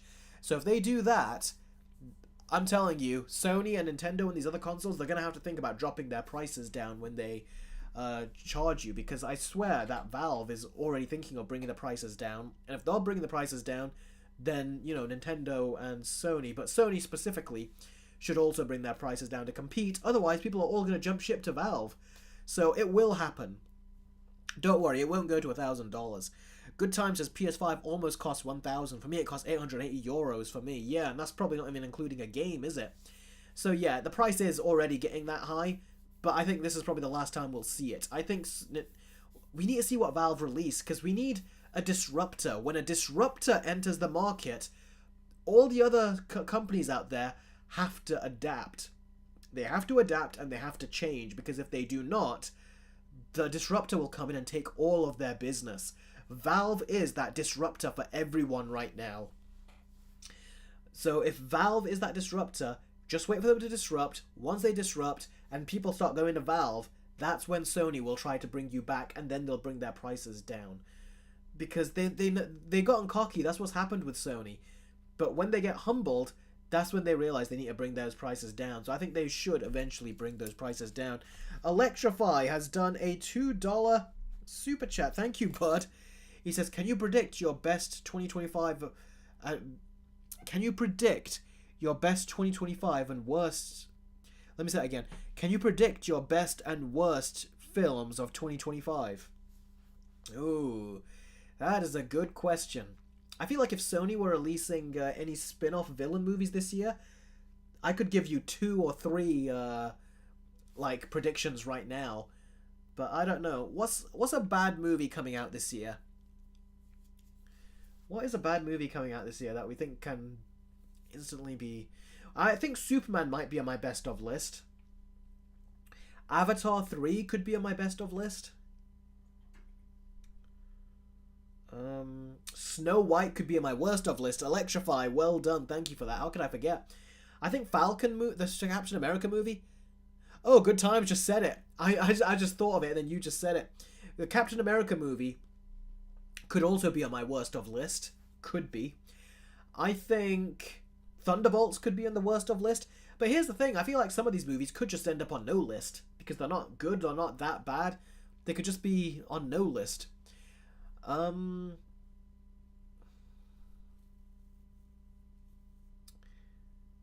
don't know if Fantastic Four can be that bad. They would have to really screw up on that, I think. They can't screw up that badly on that. What else? What else?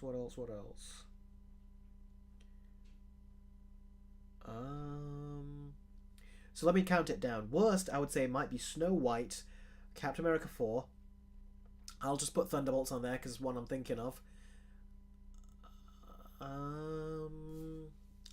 There's got to be another Disney movie coming out. If there's another Disney movie, maybe that could be it.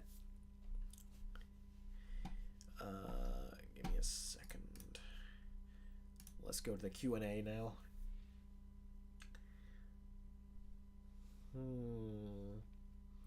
What are the movies? I think it's too early to say, bud, because I've only got a couple anticipated movies, and the others that could be the worst, I don't think I'd be putting them on a list just yet. I feel like if Sony are releasing another spin-off movie or something, that could end up on the worst.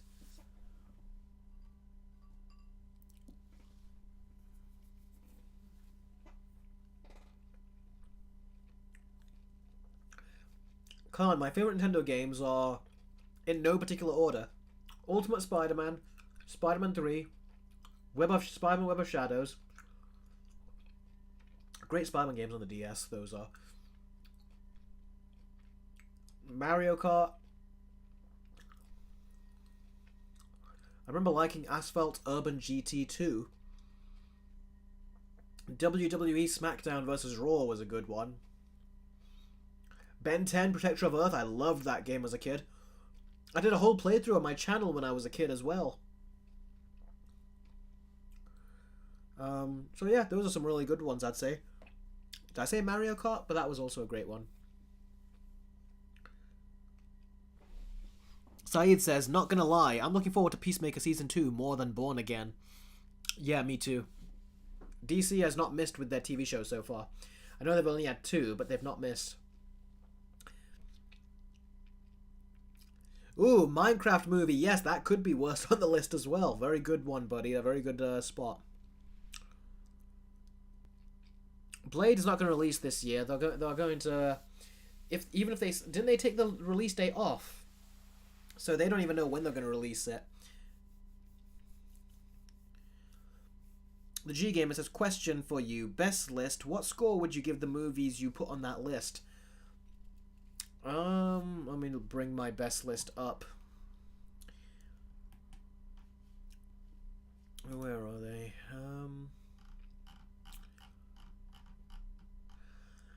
Okay, Deadpool Wolverine I'll give a 7, as I did. Oh, hang on. That's the wrong list. There we go. Deadpool Wolverine I'll give a 7. Sonic 3, I'm not going to tell you that versus video coming up. Smile 2. What score did I give it? Did I give it an 8? It should be in my review. Transformers 1, I'll give that a very high 7 or a low 8. I haven't really decided. The Wild Robot, I'll give that a high 8. Boy Kills World, I'll probably give that a high 8 or a low 9.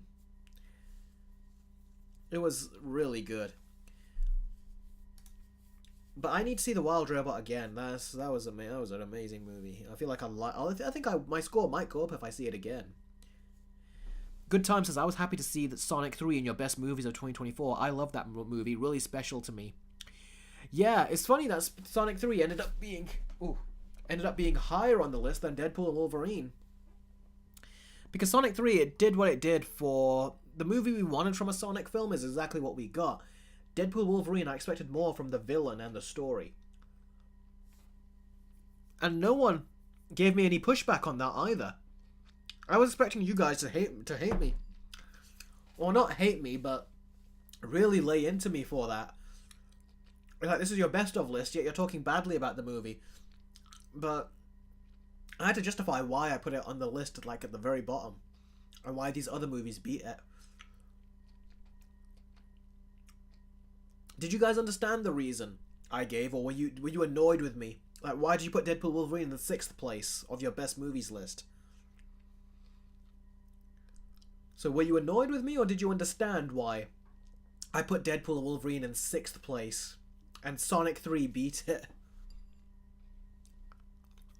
Good Time says, Jeff Fowler, who directed the 3 Sonic movies. Jeff Fowler knows what he is doing. He does good with the Sonic films. He does, but sometimes I think he could push it further, and he doesn't, so that's something I was thinking of.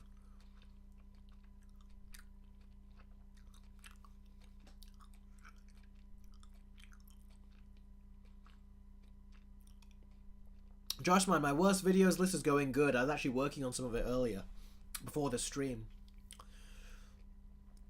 The G Gamer says, about the bold lady villain, don't Deadpool and Wolverine have healing factors that would save them from that? They could. Unless they fall down like Johnny did, like into pieces. But Wolverine couldn't, because he's got adamantium, so he'll just rebuild. Deadpool, he can build himself from the smallest of pieces. So yeah, they wouldn't die, technically.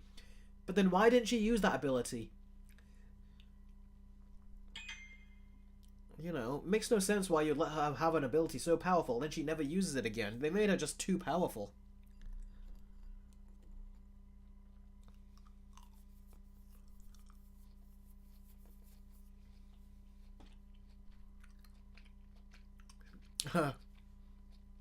Charleston says, will there be another controversial movie choice on your worst of list again? No, I don't think so this time. But let me double check.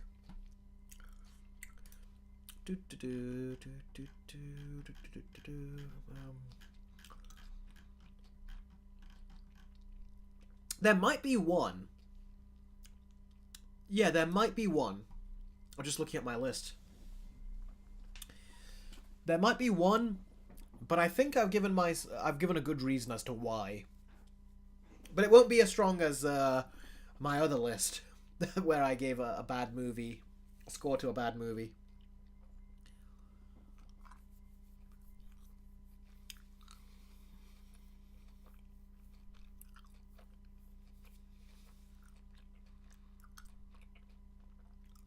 And Colin says he understood my reason enough for Deadpool and Wolverine at the end of the list. That's cool, buddy. I appreciate that.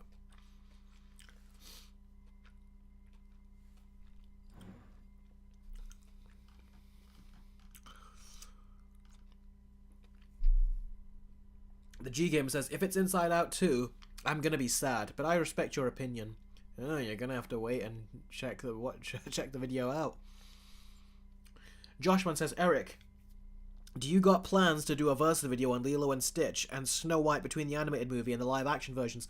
Yeah, Lilo and Stitch I think is still quite far away. We haven't even got a trailer, so I haven't really given it any thoughts, but I'm sure when it comes out I'll do a versus. Snow White I already intend to. Little confession here. I'm sure you guys have heard of this from me before. I've not seen Snow White, the animated movie, in its entirety. I've seen chunks of the whole movie, like as I've walked into the room and my brother was watching it and my sisters were watching it as kids. But I never sat down and watched the whole movie from beginning to end, so this will be my first time actually doing that. So I'm actually looking forward to it. I've been holding off of watching Snow White all this time so I could watch it before the new movie comes out. Then I can do a versus on it. And we've got, wow, you guys are so nice to me when it comes to these donations, so thank you very much. I've always said it really helps, and yeah, you guys really are giving me a helping hand here, so thank you. I've got another $5 donation from Electrify, and another $5 donation from the Fergus Review channel. So Electrify says, Tron Ares, Pixar's Elio, Ballerina, possibly, and maybe Mortal Kombat 2 on the worst list. I'm just guessing. Mortal Kombat 2 could be on that list. Pixar's Elio, I don't know. Ballerina, I don't even know if that could be on the worst of list. It probably would be on an underwhelming list if I had one. But Mortal Kombat 2, yeah, that's been done. I think they finished filming that a while back, and it's going to take a long time for them to release it. I think by the time we start getting trailers, it'll take so long, in fact, that by the time we start getting trailers, they're going to already be done making the movie, I think. It's taking them that long. So yeah, it might be, but we'll have to see. But those are some good possible recommendations right there. And the Fergus Review says, Arkham Batman versus 2022, Arkham Batman versus 2022, The Batman. Who would win in a fight? Arkham Batman. He fights supernatural characters like Big Banes and Big Killer Crocs. He can kick 2022 Batman's ass. That is a Batman that is more seasoned and experienced. Robert Pattinson's is still new, so there's still a lot more to go in terms of him building himself up as Batman. Thank you for the super chats, guys. I appreciate that. I really do. Thank you.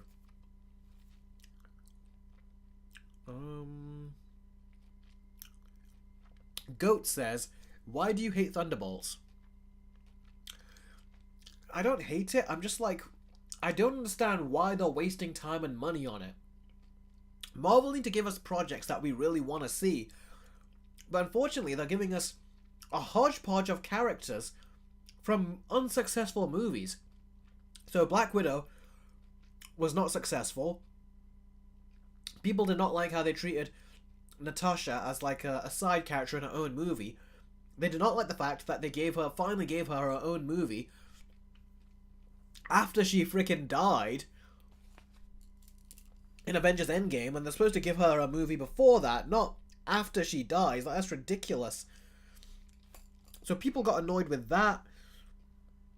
They got annoyed with many things. And the movie in the end was only really there just to build up her family and not to give her a proper send-off. So that was so bad. And the movie was very disappointing. Thank you, Good Times, for the €1 donation. I really appreciate it, buddy.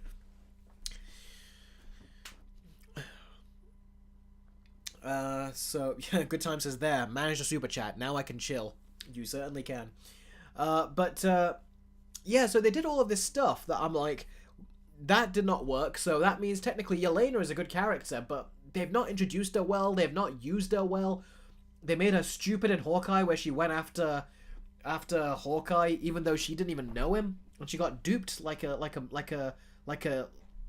newbie. Like, that was so ridiculous. Like a noob. She got duped. You expect her to be smarter than that, but no, she was so stupid and dumb. And then we got a bunch of other characters, like Taskmaster, who was a flop of a character that did not take off. We've got the other characters in the Thunderbolts, who also have not taken off.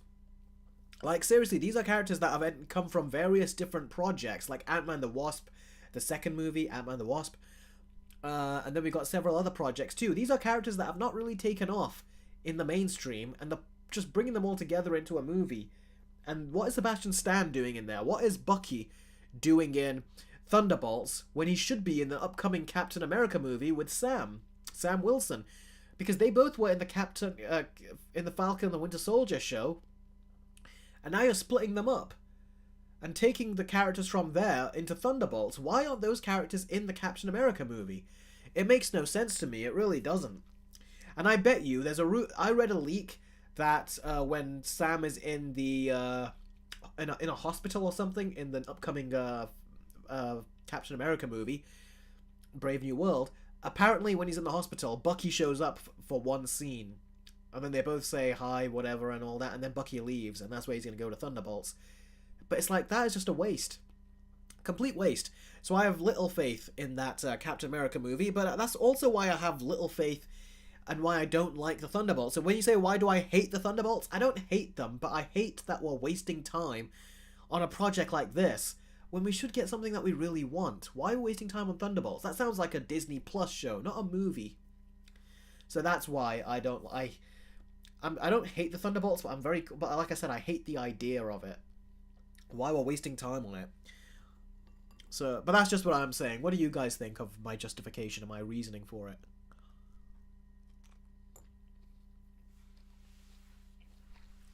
Oh, hi, Classic Brickman. Thanks for joining. Nate the Great. How you doing, buddy? Let me read your question.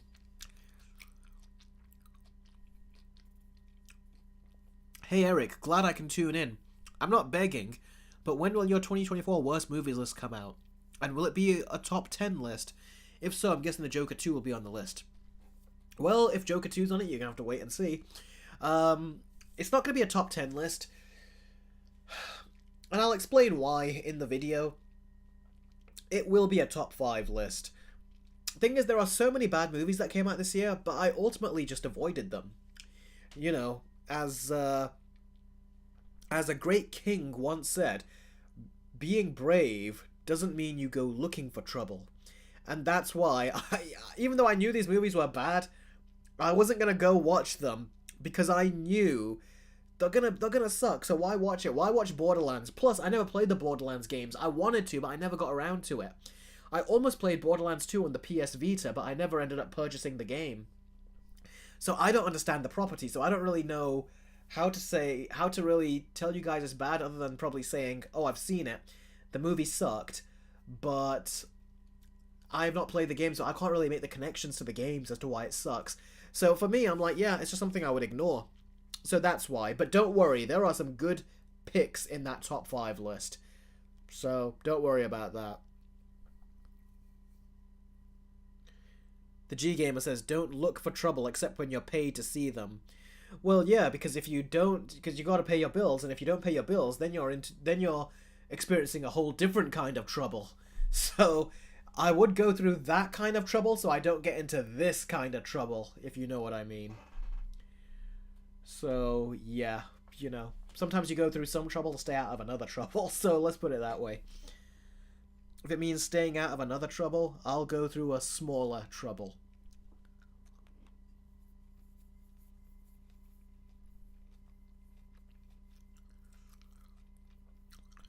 Saeed says, I don't understand why they would make a Thunderbolts movie. There is no buzz behind it, except for a small minority of people and majority of the critics. Bucky and John Walker are interesting. Yeah, but they were there with Falcon, so they should be continuing that story in the next Captain America movie. Why are they wasting time with a Thunderbolts movie with John Walker and Bucky and they should basically take those characters and bring them over into the Captain America 4 movie, into Brave New World. But to take them into Thunderbolts, it's like you're splitting the characters up in ways that is just detrimental to their movies and to their stories. It's like, Kevin Feige, are you trying to screw this up on purpose? I really don't know what to say here to that. Marvel keep making these silly choices.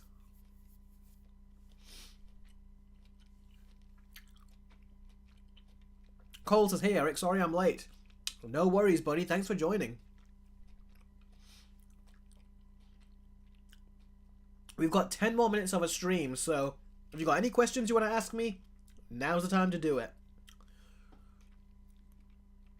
Cameron says, any movies you're looking forward to this year or interested in? Yeah, I'm looking forward to the Superman movie from James Gunn. And oh yeah, Mission Impossible, it's the 8th one now, is it? 6, 7, yeah, the 8th one, Mission Impossible 8. I'm looking forward to that as well, yeah. Syed says, do you think Cap 4 will flop? I don't think it'll flop, but I think it will make about 400 to 500 million. Actually, we're hearing new reports of how much the movie cost. Which is like, was it 350, 375 million? So in that case, yeah, it will lose money and it will flop.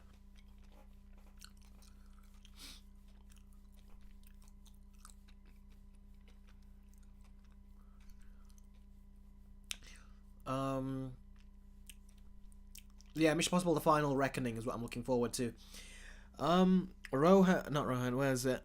Gregory says, Eric, I remember you saying in a live stream that Iron Man was your favourite non-Russo MCU movie, but does that statement hold true now that Guardians of the Galaxy 3 is out?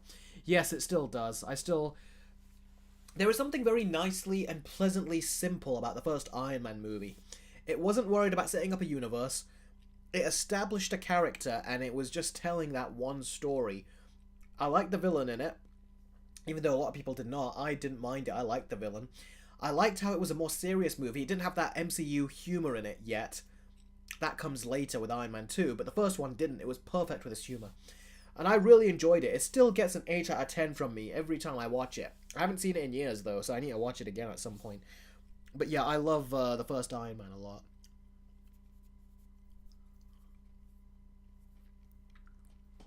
Classic Brickman says, have you seen Wallace and Gromit's Vengeance Most Foul? I haven't, but it's on my radar. I want to see it. I definitely want to see it. Electrify says, any hope that Avengers Doomsday will be good? Yeah, there's hope it will be good. Yeah, the Russo brothers are back. And they're writing it too.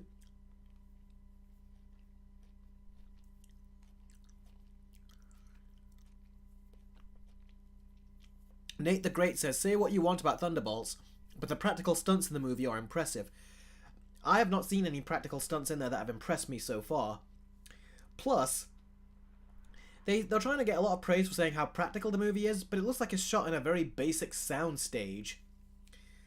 Like where you see them all the characters fighting each other, I'm like, that looks like a basic sound stage. Why are we giving praise for that being practical? Yeah, it's practical, but you gotta make it look good. So I'm holding out to see what the final movie is like, but the shots they provided in the trailer look very basic to me. And it's got that goofy MCU tone to it again from what we see in the trailer, which I'm not looking forward to. I'm really hoping they stop that. But they're still using it.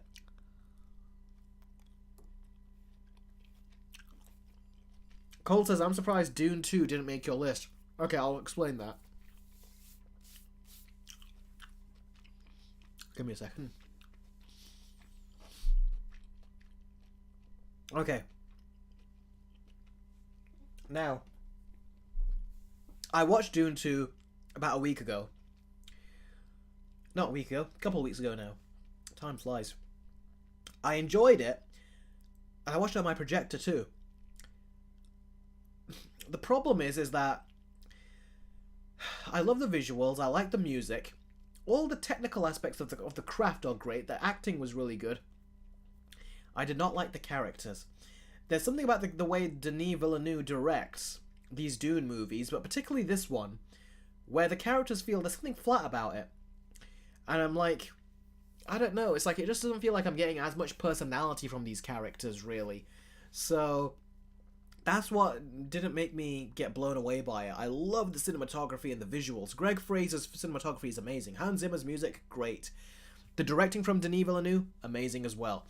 But it's just the personality and the way he gets his actors to act. There's something very dry about them. And I'm not just saying that because they're in the desert, but there really is something about them where I'm like, I want more personality from you, but I don't really know why I should care about you, because I haven't got a reason to really care about you. I get this whole story and everything, and I understand why, you know, what is going on, but I don't get you so much in terms of, like, you know, why should I care about you? So that's why, the characters didn't really do it for me. I didn't really care about them. So, yeah, that's the main reason why. I didn't like the characters very much. I was like, I want more personality from them, because I like where it feels like the groundwork is there for them, but it never really goes beyond the groundwork. And I think that's the problem for me. Sourcefear says, listen to Eric tear the MCU part is such a treat. Oh, I'm glad you enjoy it. Classic Brickman says, when is the Puss in Boots versus video coming out? I'm working on the videos I've got now, then that will be up there. I'm editing it bit by bit, right? I was just editing it yesterday as well. So bit by bit I'm editing it and I'm getting there, but I'm trying to do it amongst all this other stuff too. The Fergus review has done another $5 super chat. Thank you so much. You really are incredibly generous with your donation, so thank you. I really appreciate that. $5 donation. The Fergus Review channel says, I'm posting community posts reviewing episodes of the Arrowverse. I'm currently going through Arrow Season 2. Ah, cool. Yeah, Arrow Season 1 and 2 was really good. Season 3, people don't like, but I actually thought Season 3 of Arrow was actually pretty good, I thought. Not as good as the first two, but I still thought it was pretty good. Season 4 was terrible. Like, talk about just taking a huge dip down. Not a gradual dip, but a huge dip down. It was so bad. It really was. Oh, Gregory, what did you say? Gregory says, because you said in your podcast that Guardians of the Galaxy 3 was in your top 5 MCU movies. So you thought Guardians of the Galaxy 3 was better than Iron Man at a certain point. Oh, did I? Which podcast did I say it in, Gregory? Was it a podcast? When did I do that podcast? I'm curious. Nate the Great says, at least they are showing the MCU humor in the Thunderbolts trailer. Captain America 4. Yeah, that is true. We'll see how Captain America does. Gregory says on Patreon. Was it a podcast or was it... Was it a podcast? What was it exactly? Was it a podcast or was it a trailer reaction? What was it? I actually can't remember. It's like my mind's gone blank on that, Gregory. I don't know why. Cole says, I really want to see Boy Kills World now after watching your top 5 list. That's great. I made sure not to put any of the twists in there. When I talked about a great twist, I made sure not to put it in there. So hopefully you get to enjoy that twist.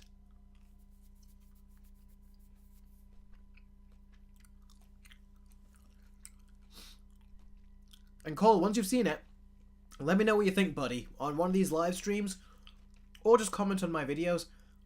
Let me know what you think. It's a really good movie.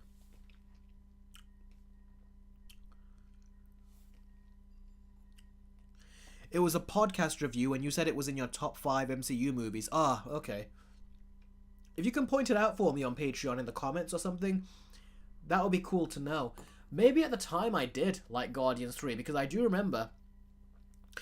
Oh, and then on my... Yes, I remember now. I did something on my Patreon about Guardians 3. Then I reviewed it separately, didn't I, on the channel? Alright, okay. So yeah, coming out of it, I put it on my top 5. Since then, I've seen it several times more.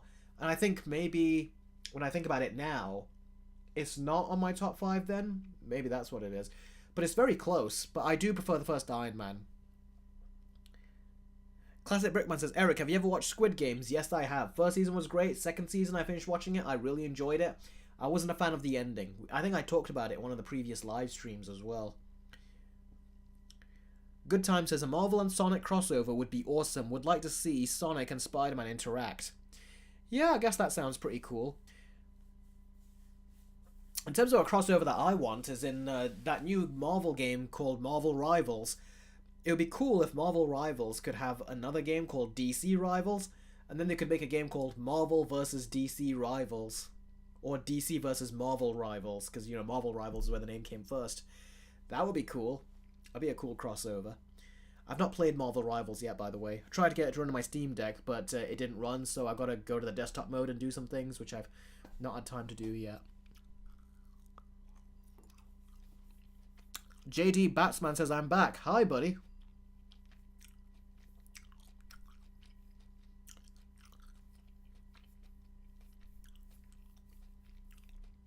Good Time says, oh yeah, that would be great. Would work in game form, I think. Yeah, and because it's a free-to-play game, where, you know, they can get revenue and stuff from through in-app purchases and all that, I think it would be something where the two studios can start a partnership and start a partnership like this. And then in the future, if they want to do other crossovers, they could. But this could be a good starting point that they could both really capitalize on. And if the same developer makes DC Rivals, that makes Marvel Rivals, that would be really cool.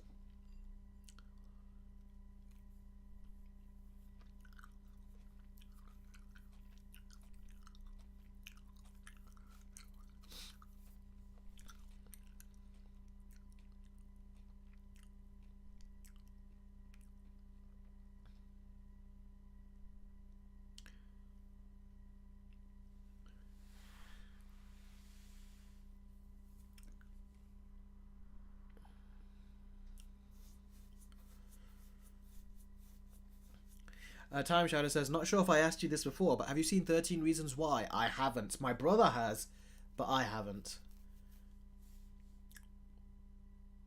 Squid Game 2 ending has made me start to hate cliffhangers since Fast X, Spider-Verse, Wicked, and now that. Yeah, it did feel like they just cut the season off. It didn't feel like it was a proper ending to a season. It felt like they just stopped it. So, yeah. Okay, guys, 2 more minutes. Ask me your questions, and then I'm going to leave. I'm going to leave you for this week, and then we'll chat. We'll go back to a traditional live stream next week. Hopefully there'll be some more news that comes out. JD Batsman says, Eric, you played Descenders. It's a bike game. Descenders. No, I haven't. Where is my phone? Oh, there it is.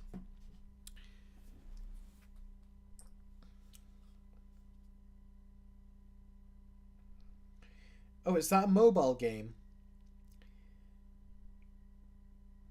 Oh, but it's also on the PS4. I think I've heard of this, actually. Yeah. I think I've heard of it, seen some of it, and then I just erased it from my mind because it wasn't something I really cared about. If you know what kind of games I like AAA blockbuster type games. Those are the kinds I'm really into. And I can play some indie games and stuff, but they're usually on the AAA single-player campaign level that I really enjoy. Cole says, I'm glad I watched Abigail without knowing barely anything like you said to do in your review. Oh, that's cool. But in my review, did I show footage of what happened? Or did I put spoilers on the screen? But I'm glad, though, that you could watch the movie without knowing anything. So what did you think of it? Cole, did you enjoy the movie? That would be cool to know. Oh, you said I'm glad I watched, so yeah, clearly you did. Okay. Let's see. Gregory says humor is subjective, so even though you can't like it for yourself, Marvel makes movies specifically for the fans. So if it makes money, might as well just make them just for business. That's the thing, though, Gregory. It's not making them money anymore. If anything, it's just making people get pissed off with them.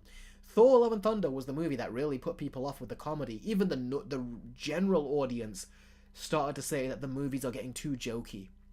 My brother was at work and he says his manager said they were talked about Thor 4 at a point, and she goes, yeah, she didn't like that movie. And he goes, why? And then she goes, there was just too much, they just never stopped joking. So it's like, yeah, mainstream audiences are now getting sick and tired of this stuff too. So it's not a so if they're really looking at stuff from a business perspective, Gregory, they really need to get rid of that comedy. It's not doing them no favors. People are getting tired of it now.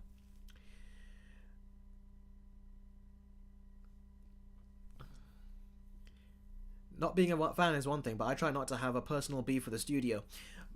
I don't have a personal beef. I don't know them. But I have a beef in terms of, like, I review these movies. These movies should be for me, but they turn out not to be for me, and it's all mainly because of the one thing, the lack of tonal consistency. They break the tone just to force in jokes that aren't even funny. They have their jokes that are done more... And I've talked about their jokes. I've talked about jokes I've really enjoyed of theirs. But they're jokes that are... They're jokes that are good. It's because they're positioned in good places. Watch the first Iron Man. Watch the first Captain America. Watch the first Thor movie. Watch... Even The Incredible Hulk had some good jokes.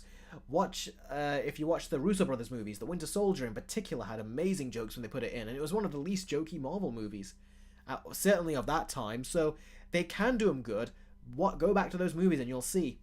But they just do a lot of movies where they don't do them good, and it feels like they're almost going out of their way to have the joke ruin the scene.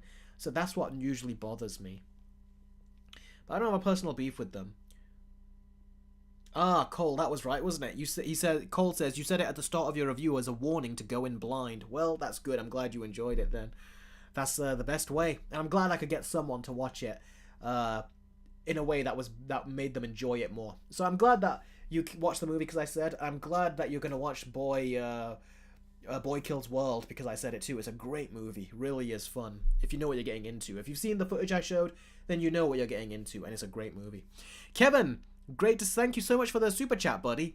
He says, what's your ranking on Men in Black films? Please tell me why. My ranking. Okay, Men in Black 1, Men in Black 3, Men in Black 2, and Men in Black International. Men in Black International, I didn't even finish watching. I was in the room, I think, when my folks were watching it a bit. Couldn't stand the acting, couldn't stand the tone. I couldn't even stand Tessa Thompson. She was pulling a Jennifer Lawrence, where it felt like she was just so... Like, she was so disconnected. Like what Jennifer Lawrence was in X-Men Apocalypse. So that bothered me a lot. What also bothered me a lot was... just the dull tone of the movie. And it just was tacky. It was so tacky. I mean, Men in Black has always been quite tacky, but it feels like it was self-aware with how tacky it was, with the low-budget effects and everything. It was very charming. But this one wasn't. Didn't have no charm in it. And it turns out it was a disaster, I think, in terms of... It was a disaster in terms of the reviews it got and the reception. And the movie bombed as well. And also, I think it was funded by the Vatican, I think. So that is all funny and surprising. You could look into that. It's an interesting that they even did that. Trevor says, the Clone Wars or Arcane? The Clone Wars. Clone Wars, Clone Wars, Clone Wars, Clone Wars.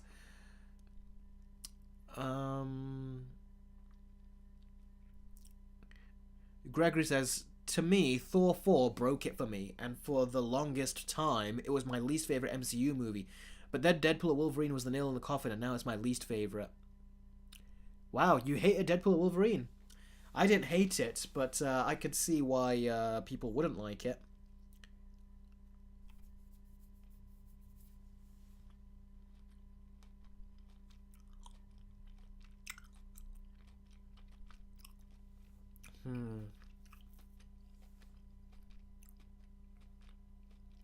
Kevin, I've not seen Wolfman yet. I want to, but I need to get these videos out first. And then I'll probably watch the movie and maybe try to do... I was thinking of reviewing it in my car, but then I thought, I'll watch it, I'll see if I can do a more detailed video with editing, maybe, but I've not made any definitive decisions on it yet. Because next month I'm going to be going to a concert. And I've never traveled by train before, so I'm going to have to figure that out. But yeah, next month I'll be going to a concert, an Avatar concert, where they're going to be playing music of Avatar: The Last Airbender with footage on the screen, and it's going to be in like a it'll be really fun. I can't wait. The G Gamer says, last question, what's the current schedule of videos? I'm working on I think 3 of them right now. Puss in Boots 1 versus 2, Moana 1 versus 2, and the 5 worst movies of 2024. So schedule wise, most likely the top 5 list will be out first, then Moana, then Puss in Boots, and any other videos in between, because I've got some Patreon commission videos that I am also trying to do. So that's kind of what's going on. So yeah, that's basically what it is. Those are the ones I'm working on. You guys are quick to react. Trevor Bistro says, sweet. Cole says, sounds awesome. Saeed says, Avatar concert sounds fire compared to normal music artist concert. Yeah, I've never been to a concert before. I went to a cathedral, a very small cathedral where they were doing John Williams and Hans Zimmer music. And that was like, wow, that's actually pretty cool. Let's go to something bigger. And now I'm going to go to a symphony hall to listen to Avatar: The Last Airbender music. And I booked tickets for it last year, like in April, May's time, something like that. And it's going to happen finally in February. I picked great seats too. So yeah, got in there early.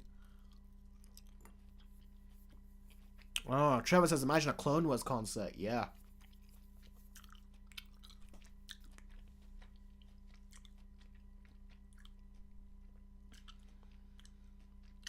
Classic Brickman says, I hated the villain in Deadpool Wolverine. The villain should have been Magneto or someone like that. Yeah, it should have. Cole says, are you excited for Avatar: Fire and Ash? I'm not really, because I've never been a fan of those movies. I'm not excited for it. Those movies to me are very much like what Martin Scorsese said, where he talked about how superhero movies are not cinema because they're roller coaster rides. I wouldn't go as far as to say that Avatar, Fire and Ash, the Avatar movies, are not cinema, but I will say they are great roller coaster rides, the best that you can be on. So, I really liked the first Avatar. I felt like there was more of a story and character there. The second movie, there was character, but it felt like the story was so weak. And it was really a redo of the first one. So the second one, to me, was more of a roller coaster ride. The first one was more like a proper experience. Second one, it was just more about the visuals. And the characters were fun to be around. But the story was really non-existent, pretty much. Or was just copy and pasted from the first. And the third one sounds like it's just copying Avatar: The Last Airbender. With the whole Fire Nation thing.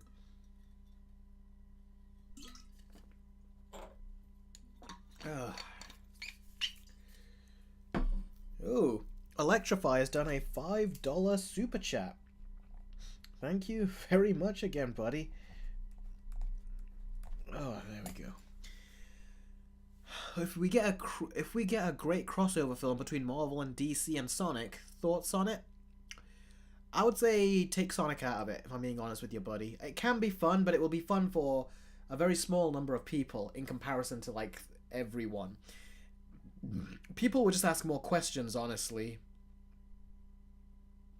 So I would say just DC and Marvel if they do a crossover. But Marvel has to be in a good place first before they can do that crossover. So that's what I would say.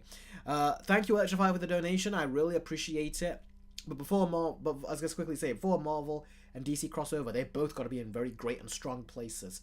And they've got to do as much as they can on their own before they decide to cross over with each other. Good, Electrify, thank you very much for joining. I'm going to end the stream in a couple of minutes now, and I mean it, in a couple of minutes. So thank you for your donations. Thank you for everything. Loved seeing you again this week. Hopefully next week we'll go back to a more traditional live stream where I talk about movie news and stuff. So thanks for watching, and I'll catch you next time. Take care, buddy.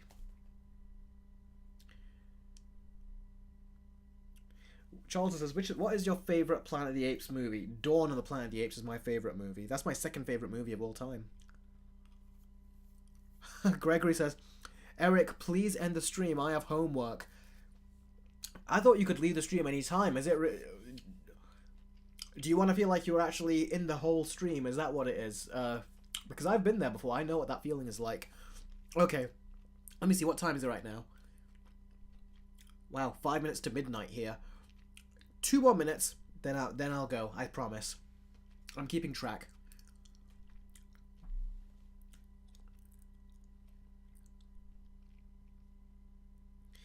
Good Time says, Eric, you just reminded me of the time when Time Shadow returned, and I told you to play the Sonic 3 trailer at the time when Gerald says, it's Time Shadow. Golden moment.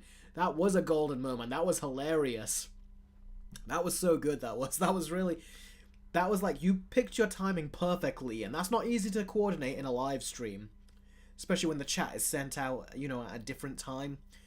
But yeah, you know, because there's a bit of a delay from when I'm speaking to when you guys, you know, receive the live stream, the capture. So that was cool. That was really funny. Okay, we got 1 more minute.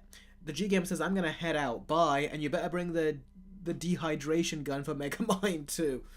Yeah, it'd be funny if I could just dehydrate myself for the whole movie. By the way, I did watch Megamind a couple days ago. Was it a couple days ago or was it yesterday? I think it was 2 days ago now. Time flies, I lose track. 2 days ago I watched it at this time. The time I'm doing now for streaming is the time I watched Megamind 1. I watched the whole movie again. It was fun. I'll talk about it when I record my reaction. It won't be a live reaction, but it will be a reaction to me watching it. Then I'll put it on Patreon for you to see, buddy. So thanks for joining. And it'll be on YouTube streaming as well. Sorry, YouTube membership as well. Oh, look at that. We've got another Australian dollar donation from the Fergus Review channel. $2 donation. Thank you very much, buddy. You are so generous with your donations. The Fergus Review channel says, I'm dreading when the Arrowverse gets to hashtag feminism. Yeah, wasn't that a Flash thing? I don't know if Arrow said hashtag feminism. Flash did, though, and it was so silly. Good Time says, if the Shadow is here, you are welcome to for the epic moment. You are welcome for the epic moment, says Good Times. I think Time Shadow might have left. Which I'll be doing now. It's been 2 minutes, so that's basically it, guys. Guys, as always, it has been an absolute pleasure. Had an amazing time with all of you. You guys really are my best friends, and I always look forward to seeing you every single week. And although there's a lot of work that goes into prepping these streams, this one I thought was something a little bit different. So don't worry if it wasn't something that you were interested in, talking about the Nintendo Switch. Then don't you worry at all, because we are going to go back next week to the usual schedule programming with movie news and everything. So thanks very much for watching, everyone. I really appreciate it. Love all of you. And Boris Johnson has popped into the chat and done a Streamlabs chat. He says, hello, Eric. I am the ex-Prime Minister. I know I'm the best. You don't have to say it. I was just wondering, what will be the Moana 2 Versus video release date? And also, I was wondering, can I count on your vote for the next election? I did get us through COVID. You mean when you and your friends were partying during COVID? When you told all of us to only have a limited amount of people in the household? Meaning people were limited even at weddings. I wasn't even able to go to my best friend's wedding because of that COVID lockdown and minimal amount of numbers of people. Oh boy. Boris Johnson, that's what you get from me. And the viewer behind Boris Johnson, who's posing as him, I will say to you, there is no Moana 2 release date yet, because I'm trying to find nice music to put in the background, and that is a challenge and a half with this video. So I can't rush it. I'll get the video out hopefully by this month is what my goal is, but we'll see if I can get there. But that's my goal, sometime this month. Alright then, with that said, thank you all. Thank you everyone, as always. Great seeing all of you. Can't wait to chat with you guys again next week. And I'll catch all of you next time. Take care, all of you. You too, fake Boris Johnson.